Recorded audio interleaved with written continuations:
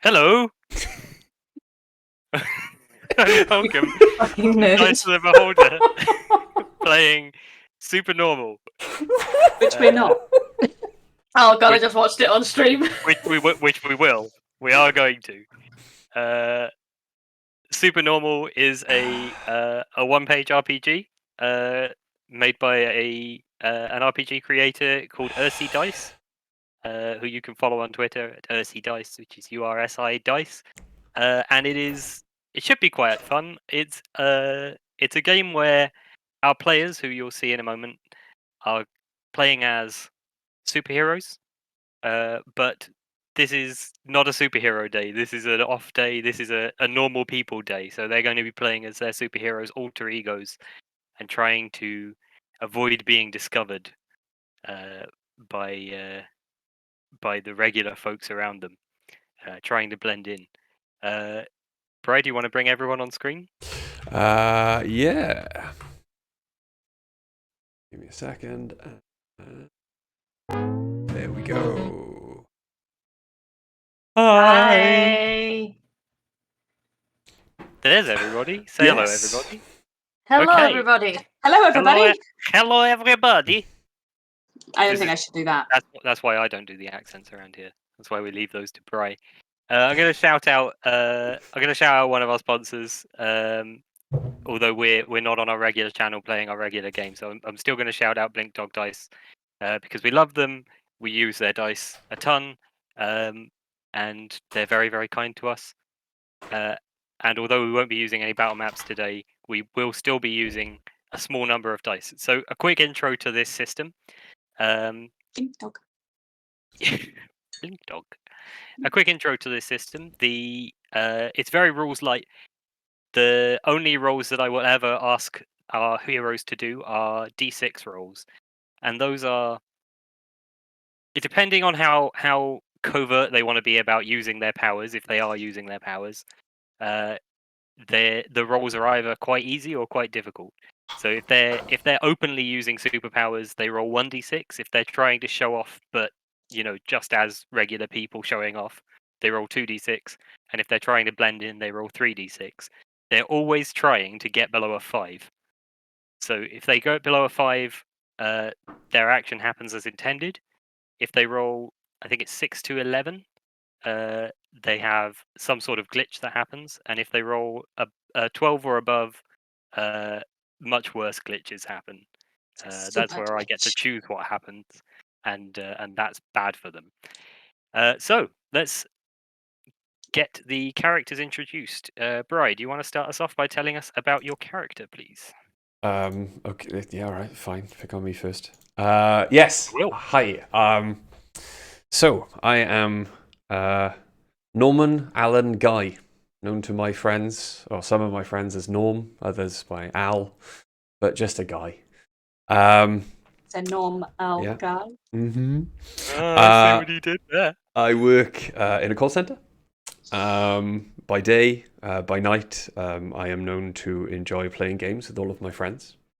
What my friends don't realize is once they've eventually gone to bed, I am then out in the world helping protect humanity in my guise as the Ancient One. Along with super strength, almost complete invulnerability, and what was the other one? It's your character. No, the Standards. Apart from the standard superpowers that we enjoy. Yeah, so everyone has strength, near invulnerability, and superhuman reflexes. That's the one. I also have flight. I am telepathic, and I have the power of temporal distortion. Indeed. But I am an ageless being that has seen empires rise and fall, and have been around for quite a while. Much like our actual Bri. Yep. It does say trapped in the body of a middle-aged man, and considering that he seems to have based this character pretty heavily on himself, that's a self-burn there, and I love it. It is a self-burn because he's not quite middle-aged. Well, absolutely. And Millie, since you're piping up to protect Bro, why don't you tell us next about your character? Okay, so my alter ego is Sarah Davies. Very, very boring looking, sort of mousy hair, really big glasses, like proper bottle bottom glasses. Very short and skinny. She. Can I say how she got her superpowers? Is that allowed? You can, yeah, go ahead. Yeah, so she was in a plane that got hit by lightning and fell from the sky due to a fault. And as a result of a mutation she didn't know she had, she absorbed the lightning and flew from the plane before it hit the ground. So her powers are flight, lightning, and telekinesis. She didn't discover the telekinesis till later, so she didn't manage to save everyone else. Sorry, I was guys. going to say it's a very traumatic backstory because everyone you ever knew was on that plane, right? Could be. I mean, I don't know. Literally every acquaintance you had. But It's like the my beginning of King Ralph. it's very sad, very depressing. And my superhero name is the very, very exciting Zap and Flap. I love it. Charlie, do you want to tell us about your character now? You are You're muted. muted. There we go. I muted myself, but I thought I was already muted. That's fair. I will open my thing. Go. So my alter ego name or my everyday name is Jane Smith. I have the powers of flight, mind control, and telekinesis. I was raised from childhood by an order of psychic space monks. I am the last of my order after it was betrayed by an evil sovereign, and I was exiled to Earth, and where I am currently hiding from the sovereign's armies. My superhero name is the Force. Very good. What does Jane do for a living? Jane's a waitress. She's got a job in just a cafe where she's working minimum wage. She's just trying to live your normal day-to-day life. She just wants to get on with, having a life now. Nice. And M, what can you tell us about your character? Can you hear me? Yeah. Yeah. Yes. Cool. Now I- hear your fan. Okay, I'll turn off the fan 1 sec. Alright. So my character's alter ego name is Georgie Green. They are a animal activist and work part-time at a like animal shelter, but it's very like no kill, super vegan animal rescue, like non-profit. She got her powers from trying to liberate some lab frogs and accidentally getting contaminated with a substance in the lab, which gave her frog powers. So now she's got animal friendship, stretchiness, and jumping. And what's the superhero name? The hero name is Dart. Dart. Nice. I love Maybe it. inspired by a dream that Greg had of me like 7 years ago. Yeah. The dream where you were a tree frog. Yeah, and that I Yeah. could put poisonous tree frogs in Yeah. my mouth. The poison dart frog, yeah. Yeah. I did forget to say what Sarah does on a day-to-day basis. Oh, please, yes, go ahead. She's a secondary school student. Secondary school student. Yeah, How old are the young'un. Nice. 16, just. 16. Okay. Just Okay. about to finish secondary school and go to college. She's focusing on the future. Good. So Jane's pushing 40, so a good range. A good range of ages That is like from- my age. from literally thousands of years old to 16. I'm pretty sure that's got an average of about Several 3,000. hundred years old, yeah. Yeah, 400 years old still. Okay, so the premise for our little story today, the setting here is that you've all been asked to attend the wedding of your super comrade, the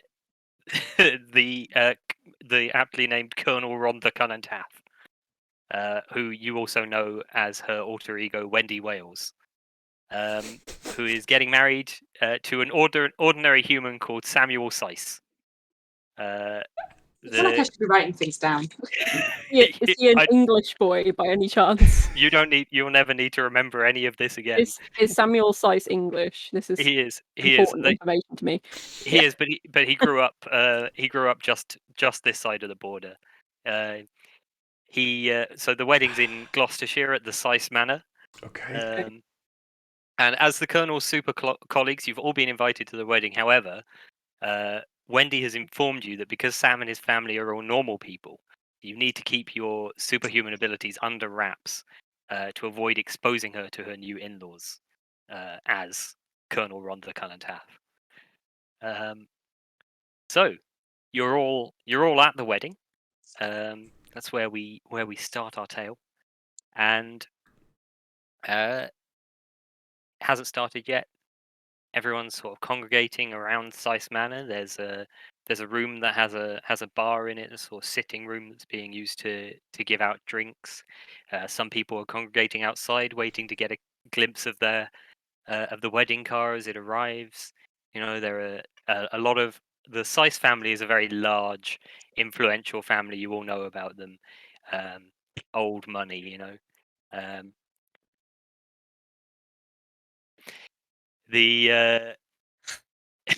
Sorry, just had to have a conversation.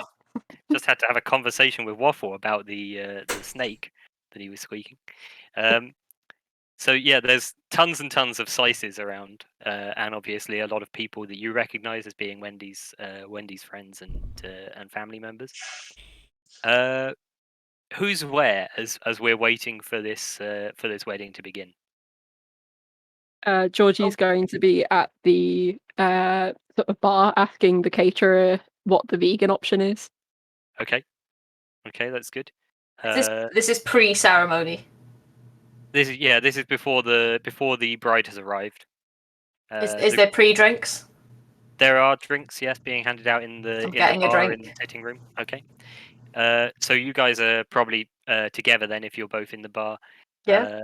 There's a waiter / barman in there who Georgie is speaking to about the vegan options, and who has presumably just served a drink to Jane. What about you, Norm? Where are you hanging out at the moment? As I want to do at gatherings such as these in manors and places like this. You've taken your shirt off and are running around in circles. It's not that closely based on the real me. Having to be steered away from the mother of the bride. And with one of your friends hiding all of your drinks. What I am trying to do is find 2 weddings. That's happened at 2. Not mine. I was trying to find hide you from your mother. The art gallery. And my aunt. The art gallery. Yes, gallery or pictures, having been around for a very long time, the type of art that tends to turn up in manors and places like this is art that I tend to find myself in the background of, or pictures, photographs from over the centuries. And you do. You find there's a lot of portraiture of various prominent members of the Sice family. A lot of these are going up the stair, which guests have been asked to keep clear of, but you probably manage to sort of unobtrusively sneak along them, and you see a few paintings that you've snuck into the background of, doing a medieval form of photobombing. Mm-hmm.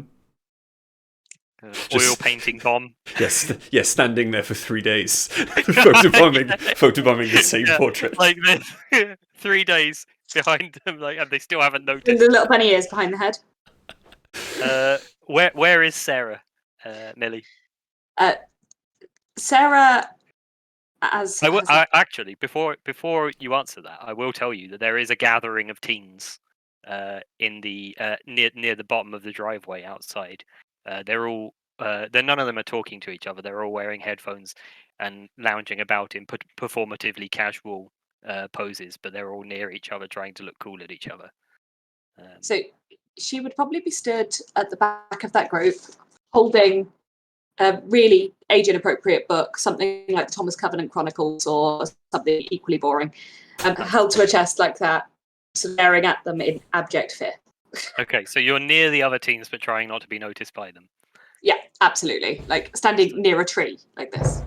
Okay, so I guess you would be the first one to notice this then. As the wedding car approaches, turns off the main road onto the long, downward sloping tree-lined driveway towards the manor. And as it starts to descend down this driveway, you hear it begins to honk quite loudly. And there are several guests near the doors who start to cheer because they think this honking is like a celebratory, announcement of the arrival of the bride. But you are standing a little closer, and your keen eyes spot a look of fright on the face of the driver, and the car is starting to pick up speed as it heads down the driveway. And you deduce that the brakes have failed on this car. Worse still, it's barreling directly towards the gaggle of your fellow teens, all of whom are wearing Bluetooth headphones and can't hear the honking, and are trying so hard to look cool that they aren't looking around and haven't seen this car. So, as this car barrels towards your probably some of your schoolmates, what do you do? So I'm going to stretch out my hand as unobtrusively as possible Okay. and use telekinesis to try and pull the car backwards to slow it down. Okay. So you're attempting to do this. You're trying to blend in. Is that correct? Of course. Yeah. Okay. Then in that case, roll me 3d6. That sounds very, very challenging. That's a lot of things. I don't want to do that. 3d6, and you're trying to beat a 5. Below a I'm not 5. trying to beat a 5. Yeah, you're trying to get under. You're trying to beat, by Oh! which I mean get under. Oh! Trying to get under 5. I got 4, and I really want to take a photo and send it to you. I got a 2 and 1, a 2 and 2 1s. Excellent, excellent. So you reach out with your telekinetic powers, and the car does start to slow.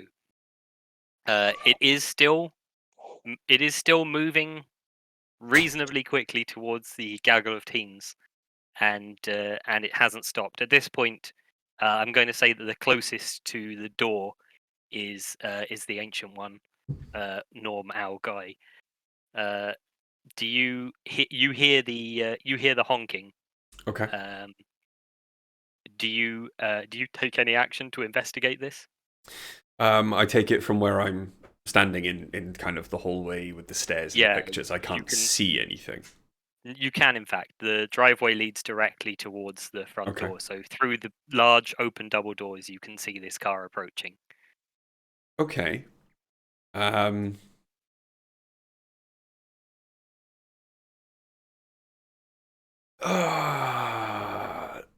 So still oncoming. I am going to walk towards the door, but at the same time, again, very unobtrusively, try and hold out my hand and stop the car completely using my temporal disruption Okay. powers. Yeah, by all means. So you're still trying to blend in, correct? Mm-hmm. I'm going to try and 3. do a time bubble around the car to just stop it for a bit. That makes sense. Do 3d6, please. Okay.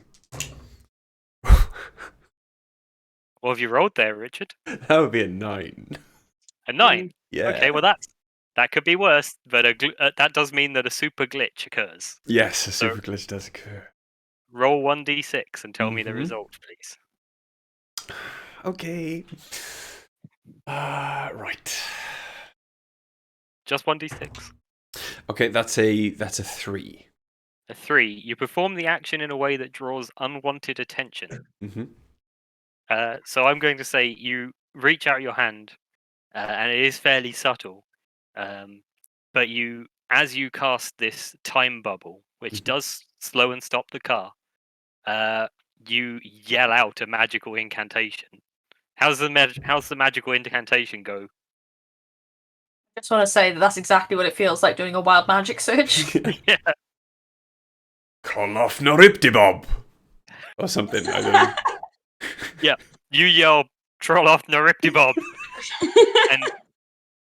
and sitting quite near you in her sterling silver wheelchair, Philippa Seiss, the CEO of Seiss Corp,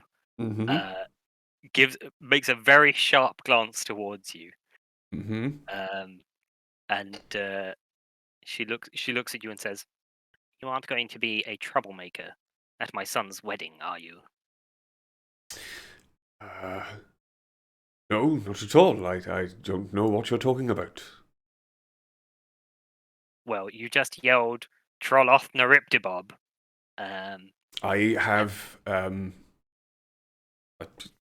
sorry. I've been drinking from very early this morning, but I will try and keep it down for the rest of the day. Yes, I would appreciate that. At the last wedding I attended, a shirtless man had to be escorted away from the dance floor. I wouldn't like to see that. You look quite familiar. Do I? Is there... I've got one of those have I- faces. Have I met you somewhere before? I don't think so. Can I use my telepathy to try and work out what's going through her head right now? You can certainly try. Okay. Trying to blend in? Well, it's telepathy. How much do you need to blend in? I can just I use don't know. my If you start doing superpower. this at her, Yeah, no, you definitely need to blend in. Roll 3d6 if you don't want to be noticed doing this.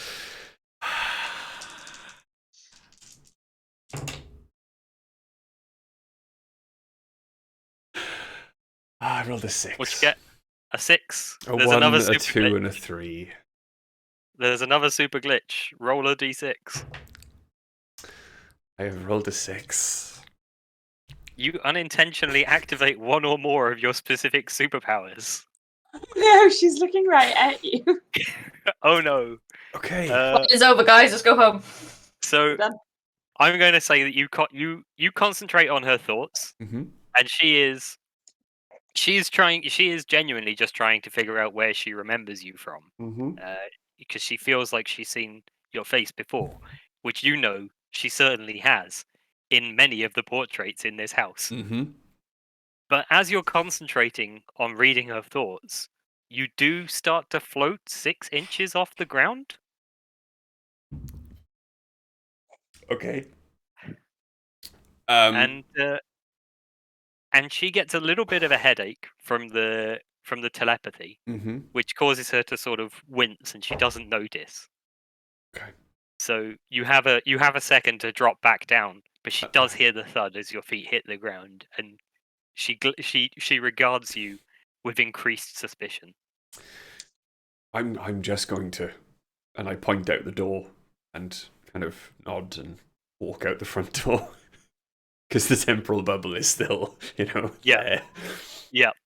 In the meantime, the teens responding to some animalistic signal that only they understand have wandered to a different location in which to lounge casually, and so the car, you lower the temporal bubble, and the car proceeds, still slowed by Millie's telekinetic powers.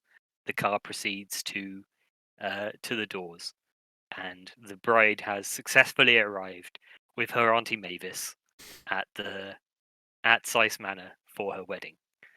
So congratulations to you both on averting that catastrophe. Yay!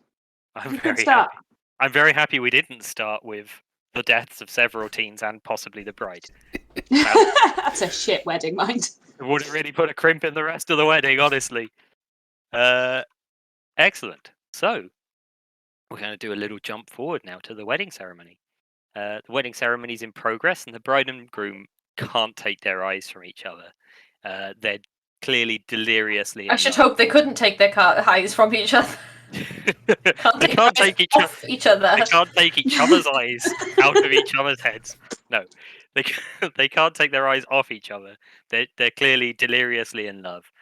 Wendy Wales is tall, blonde, stunning. She's wearing a red, green, and white dress. She looks exactly like Brie Larson in Captain Marvel because I prepared this at short notice, and that's who I based her on. Fair enough.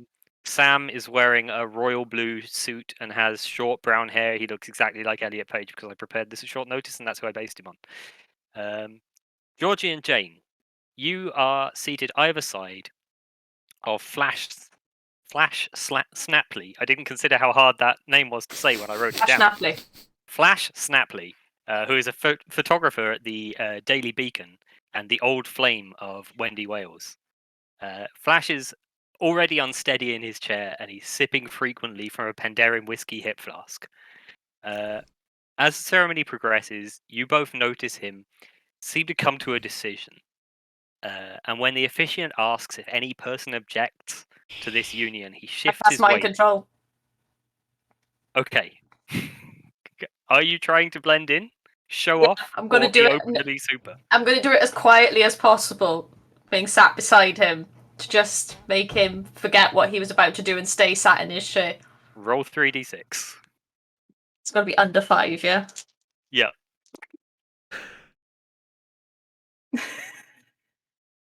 Please tell me the number that you have rolled.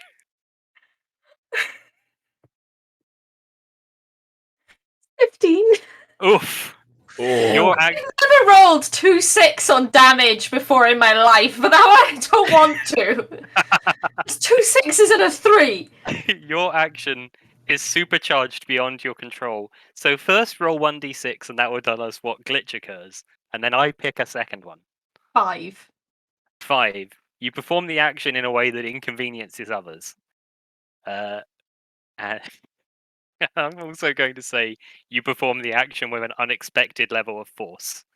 So as you concentrate on this man, you wave your hand and whisper under your breath, "You don't want to object to the wedding." You wave your hand in a way that you knock over the wine glass of Wendy's sister Janet, who is sitting next to you. Why has somebody got a drink during the ceremony? And you spill it on her. You spill it on her off-white dress, which she wore to be extremely petty. I feel like I've done the bride a favour. So. She gasps very loudly, and Wendy looks over at you with malice and death in her eyes as you're calling attention to yourself during the ceremony.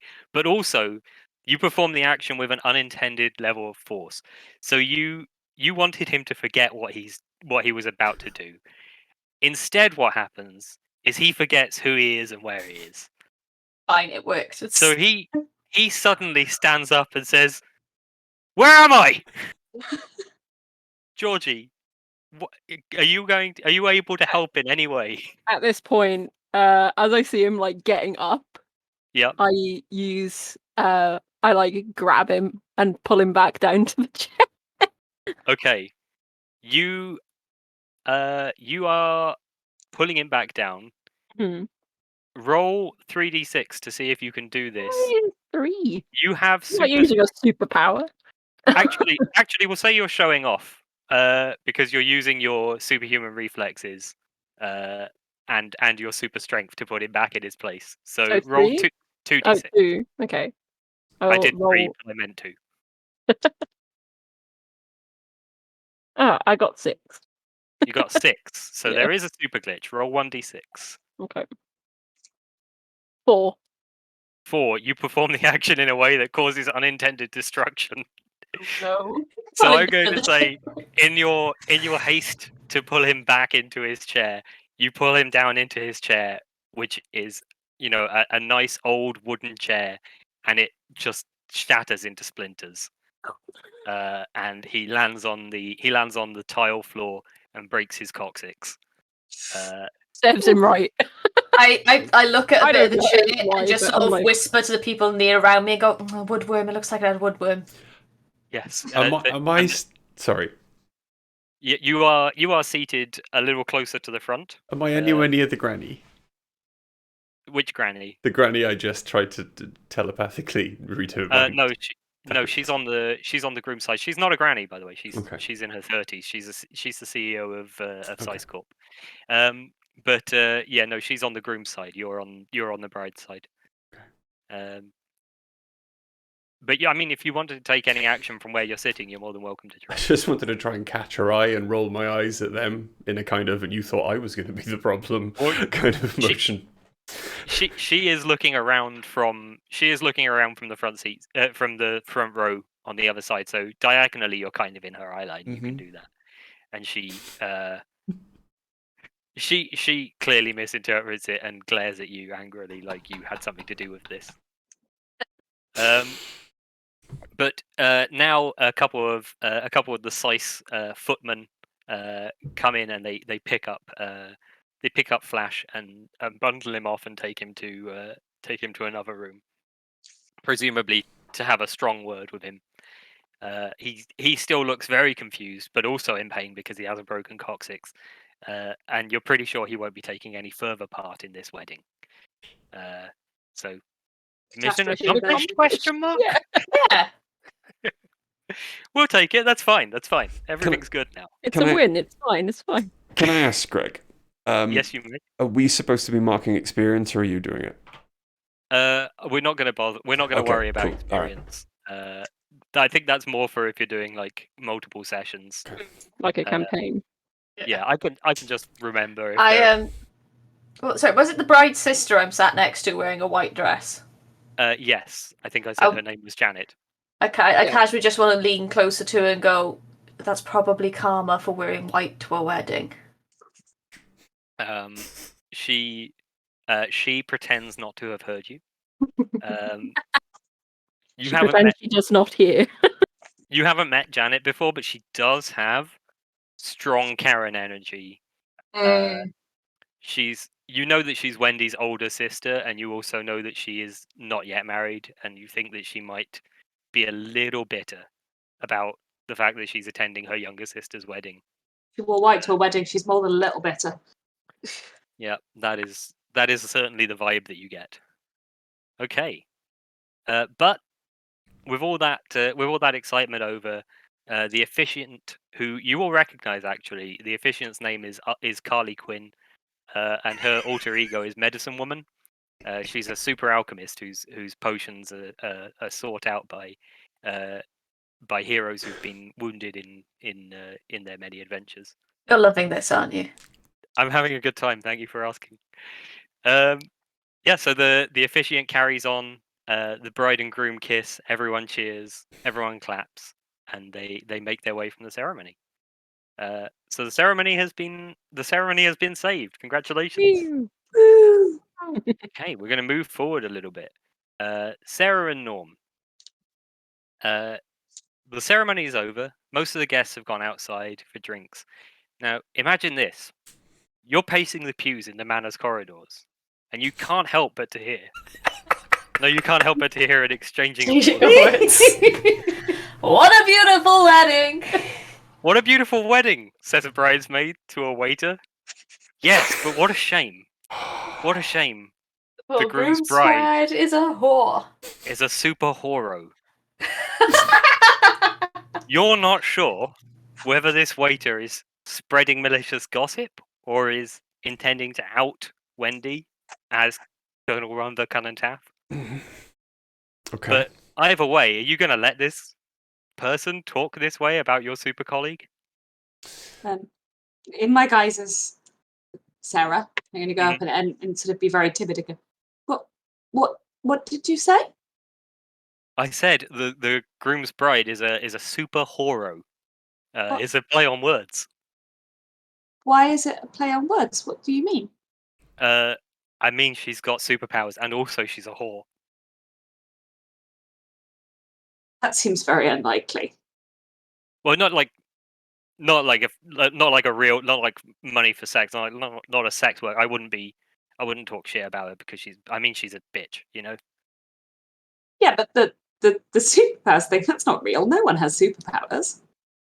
Oh yeah, people have in this world that you and I live in. People do have superpowers, and we all know about them. You know, there's like Colonel Rhondda Cynon-Taff, and there's like Medicine Woman, the Ancient One, and you know, there's like loads of people. It's superheroes are real. You have any? Why would you ask me that? Is there anyone else? Who else who stood there with him? There's a bridesmaid. The bridesmaid. It's just the bridesmaid and a waiter. They've snuck into. There's a small little like closet-sized room off this corridor where they've sort of snuck away to gossip and perhaps a little more. You get the vibe that she was expecting this to escalate a little. Yeah, I'm going to say Maybe you don't get that vibe because you seem 16 and not very experienced, but the ancient one gets that vibe. Just gonna say, I can't have you. Is she my family member? The bridesmaid? The Yeah, colonel. the colonel. I think you said was your aunt. Great aunt. Great aunt. Yeah. I'm just gonna say, I can't have you insulting my aunt like this, and I'm gonna punch him in the face and try and knock him out. Excellent. I'm going to say that is Overtly. yeah. Are you being overtly super? Like, are you? Do you want this bridesmaid to know that you have superpowers, or are you just showing off? Like, you want to punch him out like a very competent and strong person. Just showing off. Okay, 2d6 then. Yeah. Okay, come on, guys. Actually, I'm going to roll the 2 that rolled me 1s before, just in the hope that those 2 are still friendly. 4. They're still 4. friendly. Yeah. Excellent. Perfect. You sock this guy right in the face, and he goes down like a sack of potatoes. And the bridesmaid goes, "Oh no, Ace! Ace. Ace. Yeah, his name is Ace. Ace McCool." Okay. Ace Remmer. I'm going to walk over and, Yep. having obviously heard all of this, like, I don't think this person should be allowed to work this wedding anymore. Excuse me, I'm just going to pick him up Okay. very easily. So Yeah. I'm gonna go full. Showing off. Yeah. No, not showing off. I'm just going to pick him up. Going Seeing super. him over my Okay. shoulder. Yeah. Fair enough. 1d6. Oh my god. You didn't roll a 6. Didn't he? A 6. He doesn't have my dice. He needs my dice. That's unfortunate. There's only one number on this dice that can fuck you over, when you're being super, and you rolled it. Do tell me what you roll on the next d6, please. It's a 1. A 1. You perform the action with an unexpected level of force. So you go to huck him up onto your shoulder, but instead what you do is you throw him over your shoulder, and he flies headfirst into a wood panel wall, cracking the wood paneling. And it's at this moment that, first off, the bridesmaid screams, and at this moment, your developing nemesis and CEO of Sice Corp wheels into the corridor and says, Of course she does. "What the devil is happening here?" He called Auntie Wendy. Wendy. He called Auntie Wendy a whore on her wedding day. Well, okay, that's very inappropriate. Very inappropriate. And then he slipped and fell into the paneling. He slipped and fell into the paneling so hard that it's broken the wood paneling. I think he tripped over something on the floor. He really flew. She wheels over and looks into the room, and the floor is completely clear. A man named Ace McCool doesn't do things by halves. And I just look at him on the floor. He is very unconscious. I'm going to drag him out. Well, I mean, what's a wedding without a few injured waiters, I suppose? Particularly when they're being so very rude. Fortunately, there's already an ambulance here. They're taking that photographer to the hospital, so maybe they can double up. I think that sounds great. I'm just going to borrow this bridesmaid. Sorry to disappear. Yeah, I'm going to grab the bridesmaid. Yes, the bridesmaid is a little bit of a gibbering wreck, having seen a 16-year-old punch out a full-grown man, and then a middle-aged man throw that person nearly through a wall. She is a little flabbergasted. So, how would you like to approach this? I'm just going to take her by the hand very gently and lead her to a different room where hopefully there's no one. And I'm just going to go, "Oh my god, did you see that guy? Try and put him over his shoulder. He just went. I wonder what happened." Yeah, that was very. Do you think maybe he has like superpowers? Like he might be like a super villain or something? Like I know some of them have normal alter egos, and they go about undercover sort of thing. Do you think he might be one of those? It seems pretty unlikely. I think he was just a bit drunk and threw him harder than he intended. Like, he's pretty strong by the look of him. Doesn't look that strong. He nearly went through the wall. Did you see? But come His on, neck what's might more... be broken. He's probably all right. What's more likely, a guy accidentally using too much strength or superpowers on a random guy in a wedding? Come on. Yeah, you're right. That's a silly idea. Yeah. Should we go and get you a drink? You look like you need one. I do need a drink. Come on then. And Do you I think take they have my... Jägermeister here?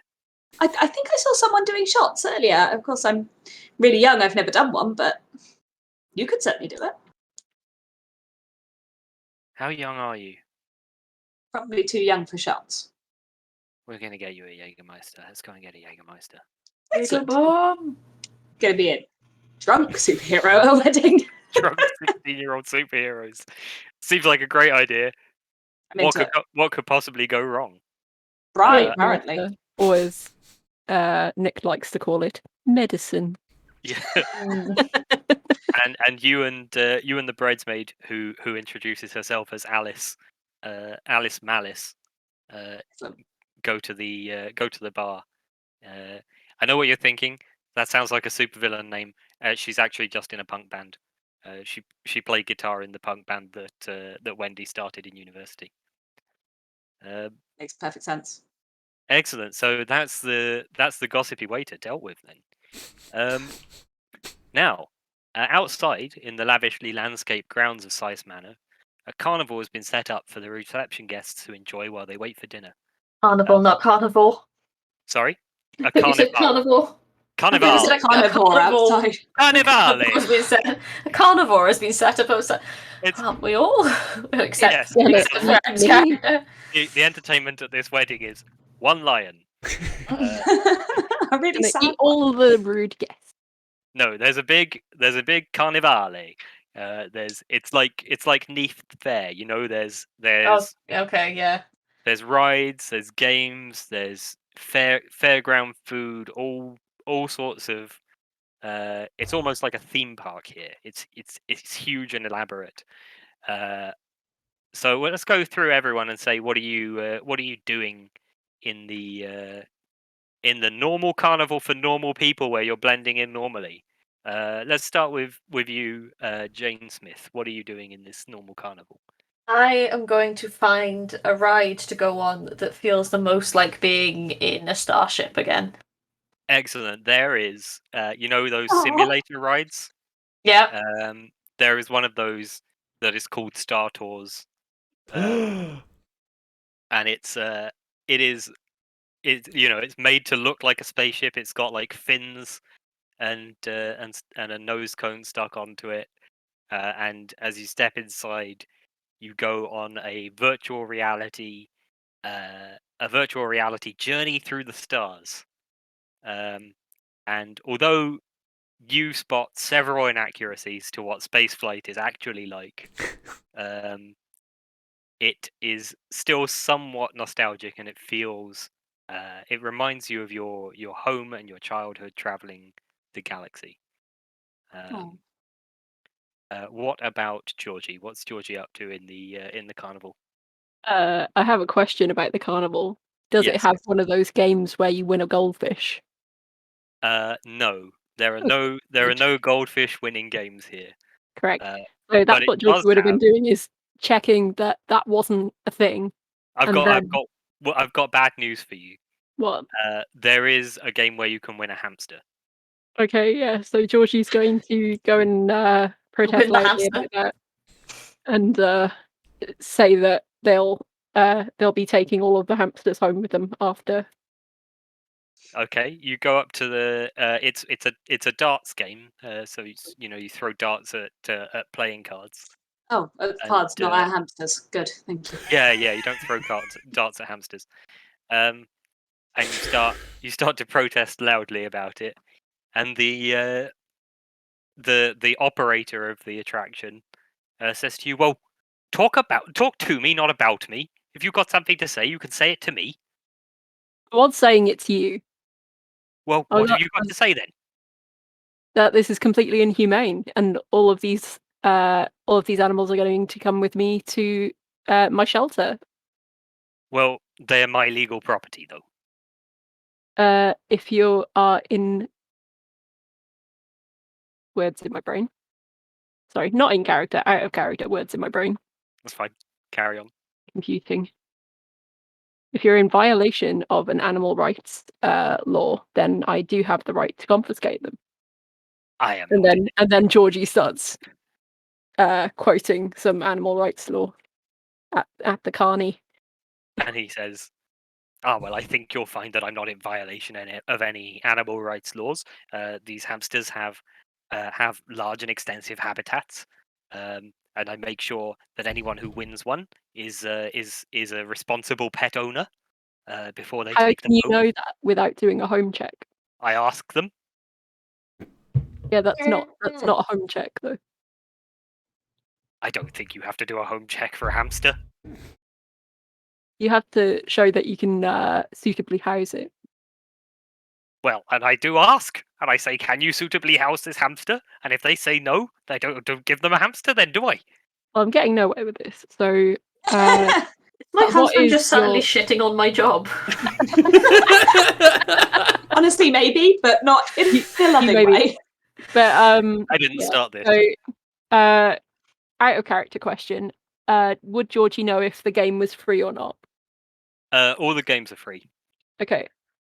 So what if I win all of them? Well, you could certainly try. This is a Okay. game of skill. If you have the skill, then Okay. you can win as many hamsters as you have time for. Yeah, Georgie's gonna try. Excellent. Are you going to use any of your superpowers in order to win these hamsters? First of all, I might give a little. I'm going to excuse myself to have a little pep talk with the hamsters to let them know that I'm winning them. Okay. And since the guy thinks I'm a weirdo anyway, I'm not really going to hide that I'm actually communicating with them because he's just going to think I'm making noise at them like a Okay. weirdo. So roll 1d6 to super then. Yeah. Okay, I rolled a 1. So Excellent. So you I used the communicate. frog dice and everything. What do you say to the hamsters, Em? Is this game rigged? Okay. The lead hamster scurries over to you and says, "What game?" One with the darts that the humans are playing to take you home. Hamster? Yeah, there's Lead a pack apparently. There's a pack of hamsters. It's a pack of hamsters. This is the alpha Oh. hamster. This A is the alpha pack of hamster. hamsters? Yes, Yeah. this is the alpha hamster. I'll have no hamster gating in my. That's strange. The 3 years I've worked with them, I always thought they were a solitary animal. No, well, this is a particular breed of hamsters that live in packs. Yes, the alpha hamster says to you, One. "I don't know anything about any darts game. The big people, they put food in the cage sometimes. That's about the extent of our dealings with them. It's a very well educated Hamsters together strong." Good. Yes, correct. And then Georgie's just going to turn to play the game. Okay, excellent. So the Together, mass murder. It's true. So much blood. the operator hands you There's a reason Niffler only had one eye. the operator hands you 5 darts. He says, "You have 5 darts. You have to make you have to add up to 50. Aces are 13, kings are 12, etc. Queens are 11, jacks are queens are 12. I'm not jacks, going to do whatever, actual doesn't math. matter. I'm just going to say to you, like, Yes, they aim for the ones that add to 50. excellent. Good idea. That's a good, Like, cannot good math. idea. You win 1 hamster every time you make up to 50. How many hamsters are there? There are 8. There's a pack of 8 hamsters. Okay. I'm so mad. They come in a pack of 8, like cans of Coke. It's fine. The little plastic Correct, rings yeah. around their necks. Like, That's the only way to stop them from killing each other. Just put them in little like ring pull things. Yes, that is correct. Go ahead. Okay, so Talking are about animal handling.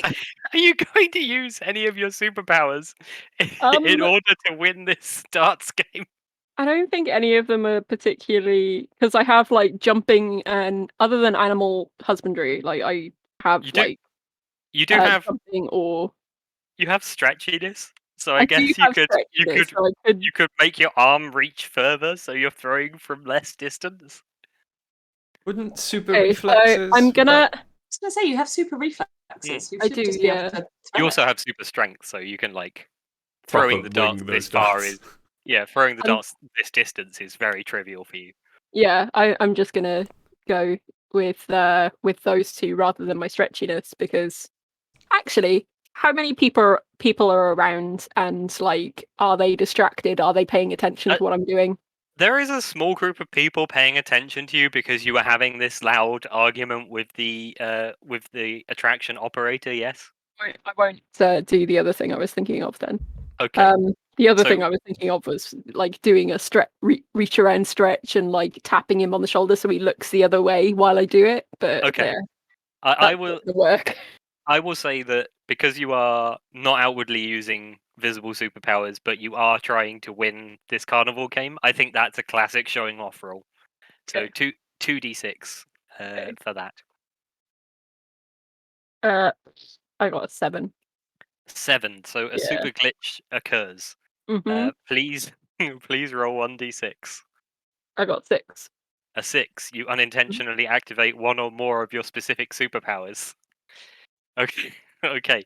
So I'm going to suggest that the specific superpower that you activate is the stretchiness, and so your arm stretches out, and you throw the darts from about 1 foot away from the cast. Like, how long are we talking now then? So, like, Your arm- how much further than my actual arm are we going? Are we It's going just- like this far or what? Yeah, it's a 6-foot range, and let's say an arm is about 2 feet long, so your arm stretches about like 2, maybe 3 feet forward to throw these darts. It's quite noticeable.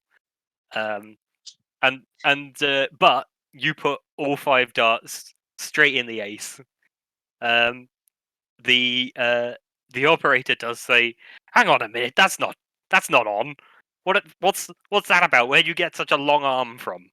I have a medical condition. You can't discriminate me for having a medical condition. What's it called? Ehlers-Danlos syndrome. Ehlers-Danlos syndrome causes you to have a 5.5-foot long arm. Yeah, if you have the Munchausen version of it. Well, what do I know? I flunked out of medical school. That's why I'm a carnival ride operator. There we go. Can I come If over you at this point? Oh, yeah. I mean, your ride has finished, so you could. I've come over and just watching. Yeah. And you see this. So there is a version of EDS where you get really long arms. I can't actually remember the name of it though. So Munchausen was my. I'm gonna say not 5.5-foot long arms, but this guy doesn't You have know. pretty long arms Okay. with that variation. People did notice, and they think it's unusual, but they hear you give a medical sounding explanation. And although they mutter among themselves suspiciously, they sort of buy it. They seem to sort of buy it. But anyway, you win 8 hamsters. And the guy says, "But you have to buy a carry case if you want to carry them away from here." Oh shit, I forgot. Everything's been paid for by the Sice family. Well, here's your carry case, and I hope you're very happy with your pack of hamsters. I'm gonna put them in the carry case and go back into the building to make sure that they're appropriately watered and fed. Watch out for the Sigma hamster. He's a bit bitey. All right then. Also, I wasn't too far All off. a bit The bitty. variation is called Marthnoid. Marthnoid. I never thought that the thing that I would do today that would make Charlie the most angry at me is Take the piss out of incorrectly what my job is. incorrectly describe the behavior of hamsters. Richard, what is Norm Owl Guy doing at the carnival? There are rides, there are games, there's carnival food. What are you doing? Well, apart from reminiscing about like the many different carnivals he's been to over the millennia, Mhm. his particular favorite one in ancient Egypt, he's going to be looking out for, in particular, not really going on the rides or like playing the games, but he's just going to be looking out for different members of Wendy's family. Because obviously he's adopted this family as one to protect throughout the generations. So he's just going to be looking in on them, making sure they're all doing all right, and not many of them are drunk, injured, in trouble. Okay, yeah. So you see a fair number of Wendy's family members. You know that Wendy's mother and father were tragically killed by wasps when Wendy was very young. But you see her auntie Mavis, who took her in and raised her basically as her own. And who now hates me. No, Auntie Mavis doesn't hate Oh, you. Auntie Mavis is okay. Sorry. Yeah. No, you're thinking of Jacqueline. Is it Jacqueline Slice? Janet. I forget. No, Janet. Janet is Wendy's sister. Mm-hmm. There's a lot of names. There's a lot of names that go by very quickly in this because none of these people matter. But yeah, so you see Janet, who is probably the most unhappy looking of the Wales clan today. She seems quite bitter. She's substantially older than Wendy. She was already 18 and she was away at university when their parents were killed by wasps. So she wasn't brought up by Auntie Mavis, who's this lovely old lady. And she's as I said earlier, she's clearly quite bitter about the fact that her like much younger sister is having so much more of a successful life than her, particularly in the romantic areas. And she has changed out of her off-white dress, which had a large wine stain on it. But unfortunately, the only clothing that was available was like a tennis outfit, because there are tennis courts here at the Slice Manor. Okay. So she's now dressed in tennis whites, which is possibly worse. It's hard to say. But yeah, you see several of the Wales clan. You see the youngest, who's a little girl who I named. Hang on. Charlotte. Yeah, you see Charlotte Wales, who's Wendy's great niece, and what's it? Sarah's cousin, I would say. Okay. Who was the flower girl?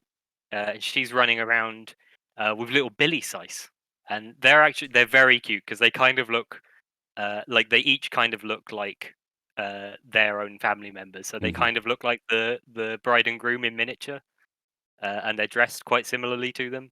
It's adorable, and they're like holding hands. They seem to really have hit it off. But yeah, so everyone seems to be having an all right time except Janet, who's not thrilled about the tennis outfit she has to wear. Can I do a quick then telepathic scan of eligible male bachelors in the Sice clan? Yes. Or their guests who affluent, quite well off, maybe in search of a woman, a nice lovely lady to settle down with. Yes, you absolutely can. Please. Yeah? Okay. So are you concealing this? Are you? I suppose this is like a telepathic. I'm just looking sweep. around. Yeah. Yeah. Okay. So let's say you can roll to super for this one. So you can roll 1d6. That is a 1. A 1. Excellent. So this just comes off normally. So yeah, you spot several of the Sices. You sort of drift over their thoughts, and most of them you don't get the nicest vibes from. This is a very this is like an old money family, and they're quite elitists. They're quite snobby. So most of them you catch like judging people. A lot of them are thinking about how Groom's brother, Bride is a cousin, super whatever. horror. Yeah. They're not thinking about that. They're not thinking that so much, but they are thinking that Sam has married down. Okay. And they're judging the little Waleses for being uncouth, which basically means running around being children. Mm-hmm. But you do catch one of them who you think is a lot nicer, and you know this man to be Philip Seiss, and Philip is Sam's uncle, and he's the black sheep of the family because he votes Liberal Democrat. Ah, okay. He is the one who actually did most of the raising Sam, and when you pay attention to his thoughts, he's just very happy that his nephew has found someone who makes him happy, and he's very proud of the man that he put a lot of time into raising. Okay. Can I telepathically kind of implant a glowing image of Janet in his mind? Yes, you Okay. can. Just so he pays her some attention. Okay, I'm gonna say this is a show-off roll. Okay. Yes! 5, 3 to 2. 5, excellent. Well, it's not that difficult because although Janet is maybe not the most pleasant of the Waleses, she does look pretty good in this tennis outfit. Mm. She's no Maria Sharapova, but she certainly keeps it tight, and she looks pretty good in the tennis whites. Okay. And so all you really need to do is sort of nudge him into looking over, and he spots her and he sees that she maybe isn't having the best time, and being the affable, enlightened centrist that he is, he goes over to chat and to brings her a glass of white wine that if she spills on herself it won't cause a large stain, and they seem to get along. Okay. They seem to be hitting it off. I am, So- for the most part, then happy that my work is done. Excellent, mission accomplished. Millie, what's Sarah Davis doing at this carnival? I am sitting on the teacup ride, Okay, reading a book. excellent. Like fully on the teacups, going round and round in circles, reading a book. Okay, I am going to say that it does take superhuman abilities to read a book on a teacup ride and not become extremely nauseated. I think that's fair because I would probably feel very nauseated. I can't even read in a car. So I'm going to ask you to roll a. I've got to say, blend in. Yeah. It's 3d6. Okay, come on, guys. 7. 7. It was going to happen eventually. I couldn't keep getting away with this shit. We do have a super glitch. So roll 1d6 and tell me the result. Okay, I'm going to choose one of the nice ones. Yep. 4. 4, you say. 4. You perform the action in a way that causes unintended destruction? Okay, let me think. Destruction or distraction was that? Destruction. Oh, I'm going to Yeah. fully So- blow up the teacup ride. I'm going to say that you are sitting on the teacup ride, reading a book. You're reading the Thomas Covenant Chronicles. Very Awesome. boring. Don't do that. Well, or read the first one and then have a long break, then read the second one. Don't try and read the trilogy in like one sitting. Or just read anything else by Stephen Donaldson. Anyway, cool. Anyway, so you're reading the very boring Thomas Covenant Chronicles, and you start to feel a little motion sick as the spinning and the reading combine. Mhm. And almost absent-mindedly, you use telekinesis to stop your teacup from spinning, Yep. holding that in place against the gears that cause it to spin. Starts to the friction starts to build up, and the ride beneath you catches fire. Oh, So God. you are now in a burning teacup ride. What would you like to do about this? I am going to close my book quite Seems calmly, sensible. Okay. stick it in a little backpack, Mm-hmm. Mm-hmm. and then Leave run room around for the ride grabbing small children and moving them off to the side, out of the fire. There are a lot of small children in formal wear here. Yes. So, how are you using any of your specific abilities to do this, or are you just sort of Reflexes, using, probably, I would say. yeah, because using your superhuman reflexes? yeah. Okay. I'm gonna say that's gonna be a show-off roll. Okay. Other people do notice the teacup ride and do come to start to try and help. So I But yeah, start handing them children. Yes. as you're trying to do this, quickly, presumably you don't want unsuperpowered people to run onto the burning ride and put themselves in harm's way. So I'm going to say that's a show-off roll. Okay. 4. 4, excellent. So you move very quickly. You pick up Wait, 2 how many kids. dice to show off? 2. Oh, 2d6. sorry. Okay. 6. 6. Okay, so you still move very quickly. You're picking up children 2 at a time. You're taking them over to people. Roll 1d6 for me. Good morning. No, that's a 2. 2. There is a surge of power from within that temporarily incapacitates you. This is a problem. Yeah, it is. That's a big problem.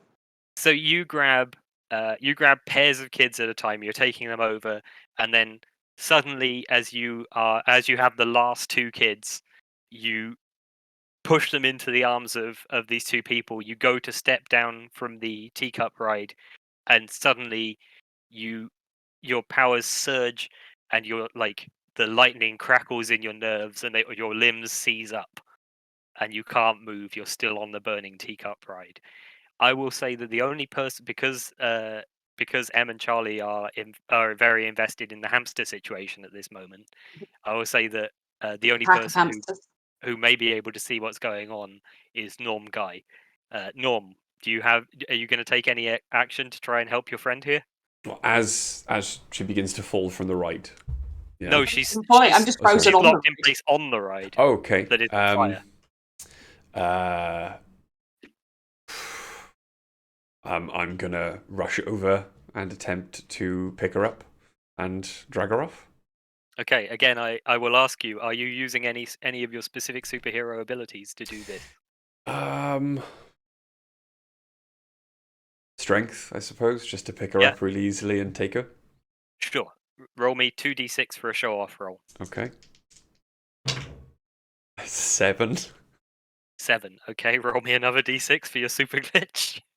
That's Christ. Above average, this rate of rolling. Okay, that's a 3. 3. You perform the action in a way that draws unwanted attention. Okay, so you run towards the ride, and you launch yourself across in a spear tackle, jumping maybe 6 feet across the ride. You grab Sarah and tackle her from the ride, and you both land. You land in a roll and come to your feet, and right in front of you, there is Jacqueline Seiss in her sterling silver wheelchair. Oh, of course she is. And she says, "What on earth was that?" I was saving this young girl's life. Yes, but you did it in a very particular way. It almost looked like you were flying there. Well, I did once, obviously, try out for the Wales team. Very good at spear tackling. They used to call me the missile. I can proper go. If I get a good run up. I can proper go.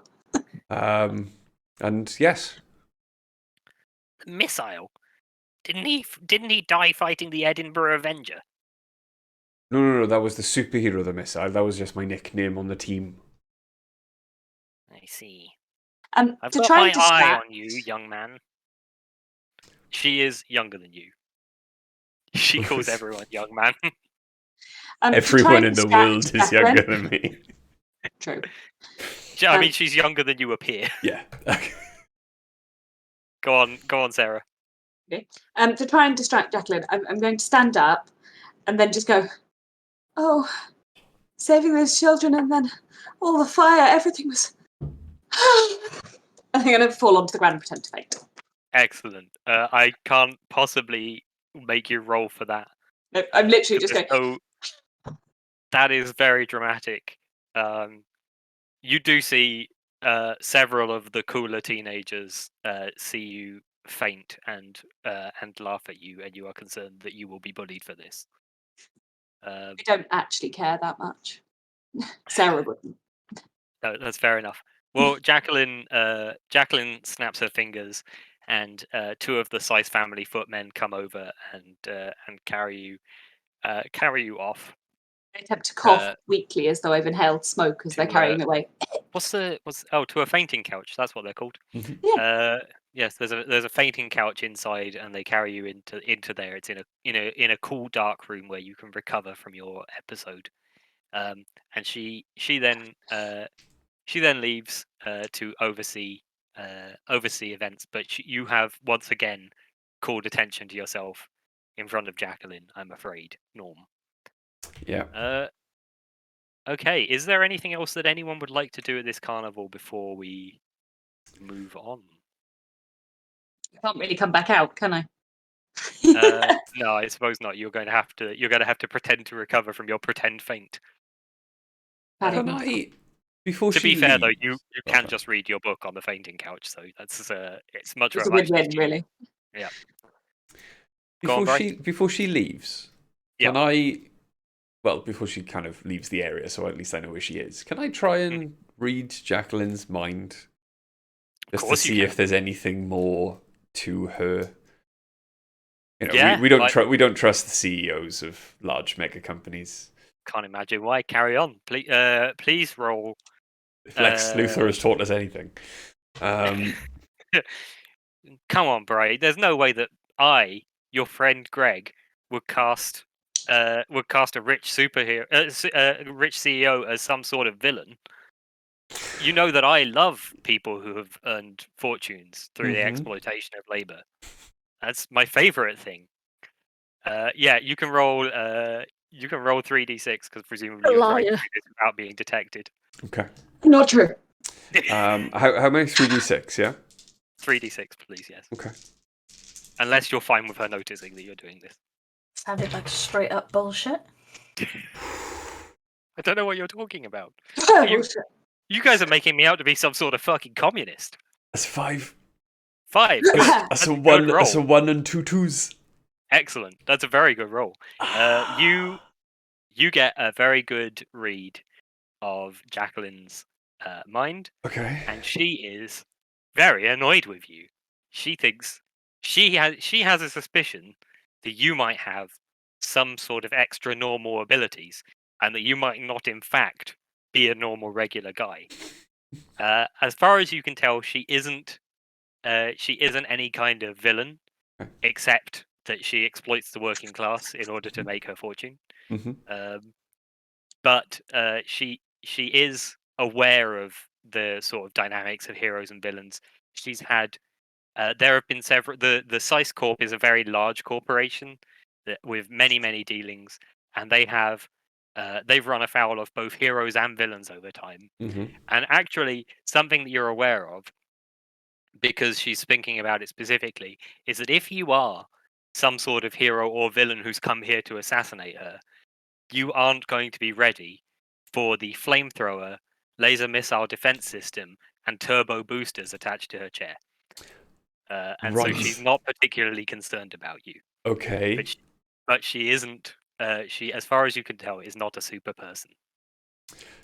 Good. Just fully kitted up to murder everyone if she needs to with her chair. She is. Okay. It appears to be, as far as you can tell, these are intended as defensive measures. Cool. Good to know. It is good to know, right? Okay, so we've come to the end of the carnival portion. Unless Charlie, do you have anything you wanted to do? Because I realised you had a bit of a shorter section of this. No, I'm okay. Okay. So we've come to the end of the carnival section. So it's coming on for 9 o'clock. So do we want to take a 10-minute break there before we move on to the next section? We can Yeah, do that. sounds good. Yeah, come back at 10, at 9 even. Nice. Back at 10. We're going to take a short hour and 10-minute break. And we'll be back next week. Yes. just a 70-minute break, guys. But yeah, so we're gonna take a 10-minute break. We will be back here at 9 o'clock. Yeah, as I said at the beginning, you can check out Ursi Dice while we're away. They're on Twitter at Ursi Dice, URSI Dice, and I think also Drive Through RPG and itch.io under the same username. Also, check out our friends at Blink Dog Dice. That's Blink Dog Dice on Etsy, and you can buy some awesome dice from them to play games like this one and have fun with your friends. They know it or not, we're still using their dice for this game, so they're still sponsoring it, sort of. Yes. Yeah. And also, we just love them. They're great. They're great guys. Well, that too. They're They good are. people. I'd give them a shout out even if they weren't sponsoring us. Absolutely. And the links are in the chat for Ursi Dice. You can find links to the Drive-Through RPG download, or just to download the PDF straight through on their website. You can also then access many of the other little one-page RPGs they've done. A couple of the other ones they've got sound fun, so maybe some ideas for the future. Yeah, very possibly we might pull one of them out for a future shot. Because there are quite a few. It's like he just the creators just randomly decide, I fancy doing a TTRPG today, and just writes one. And they do look like fun. Very creative. See you Excellent. in 10 minutes. Bye. Bye.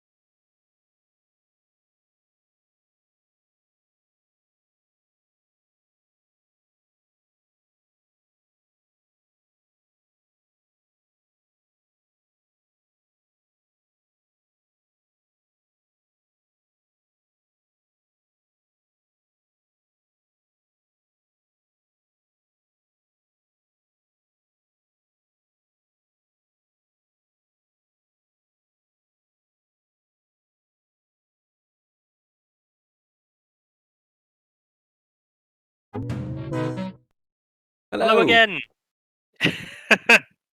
Hello again, and welcome back to Dice of the Beholder Plays Supernormal, presented by one of the players, apparently, I guess.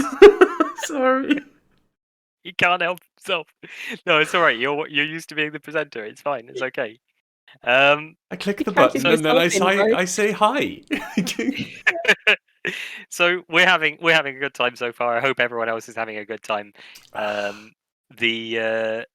For anyone who's joined in since the beginning, just a very quick recap. The premise of this game is that our players are superheroes who are currently attending a wedding where they have to keep their superhero identities a secret.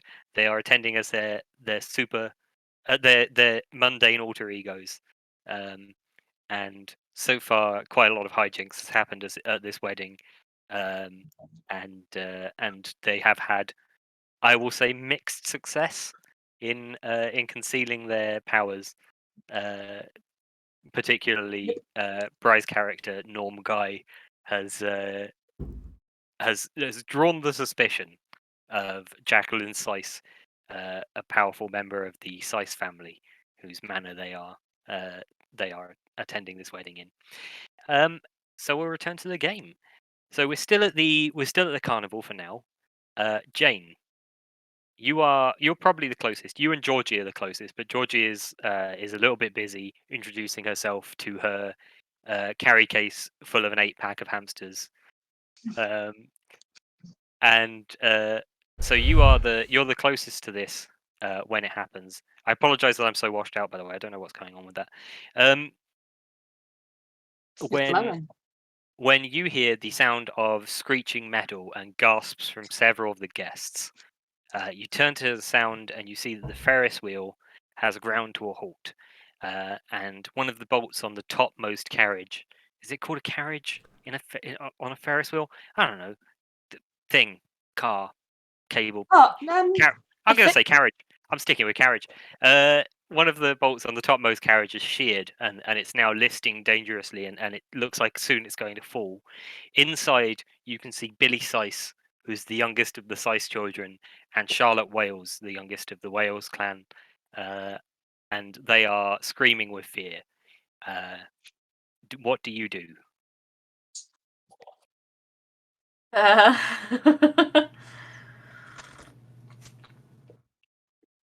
Has anyone called 999? Yes, you can see a couple of the Syces have their iPhone 13s out and are on the phone to the emergency services. But you can also see that this carriage is going to fall pretty soon. So it looks like this might be a job for some sort of superheroism. I googled it, Craig, As it- and they are commonly referred to as all being cars, cabins, tubs, capsules, gondolas, or pods. Excellent. What are you going to do about this car, cabin, carriage, gondola, or pod that's about to fall? Is Jane? it right at the top? It is right at the top. I guess I'm going to try to use telekinesis to stop it from falling.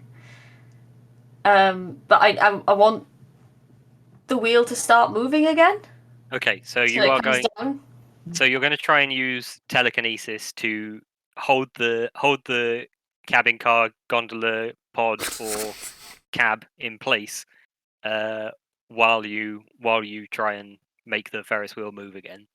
Well, no, I'll go and talk to the guy operating the Ferris right. wheel. So first things first, then you can roll. I think you can roll. You're going to have to roll 3d6 to use telekinesis subtly to hold this thing in place.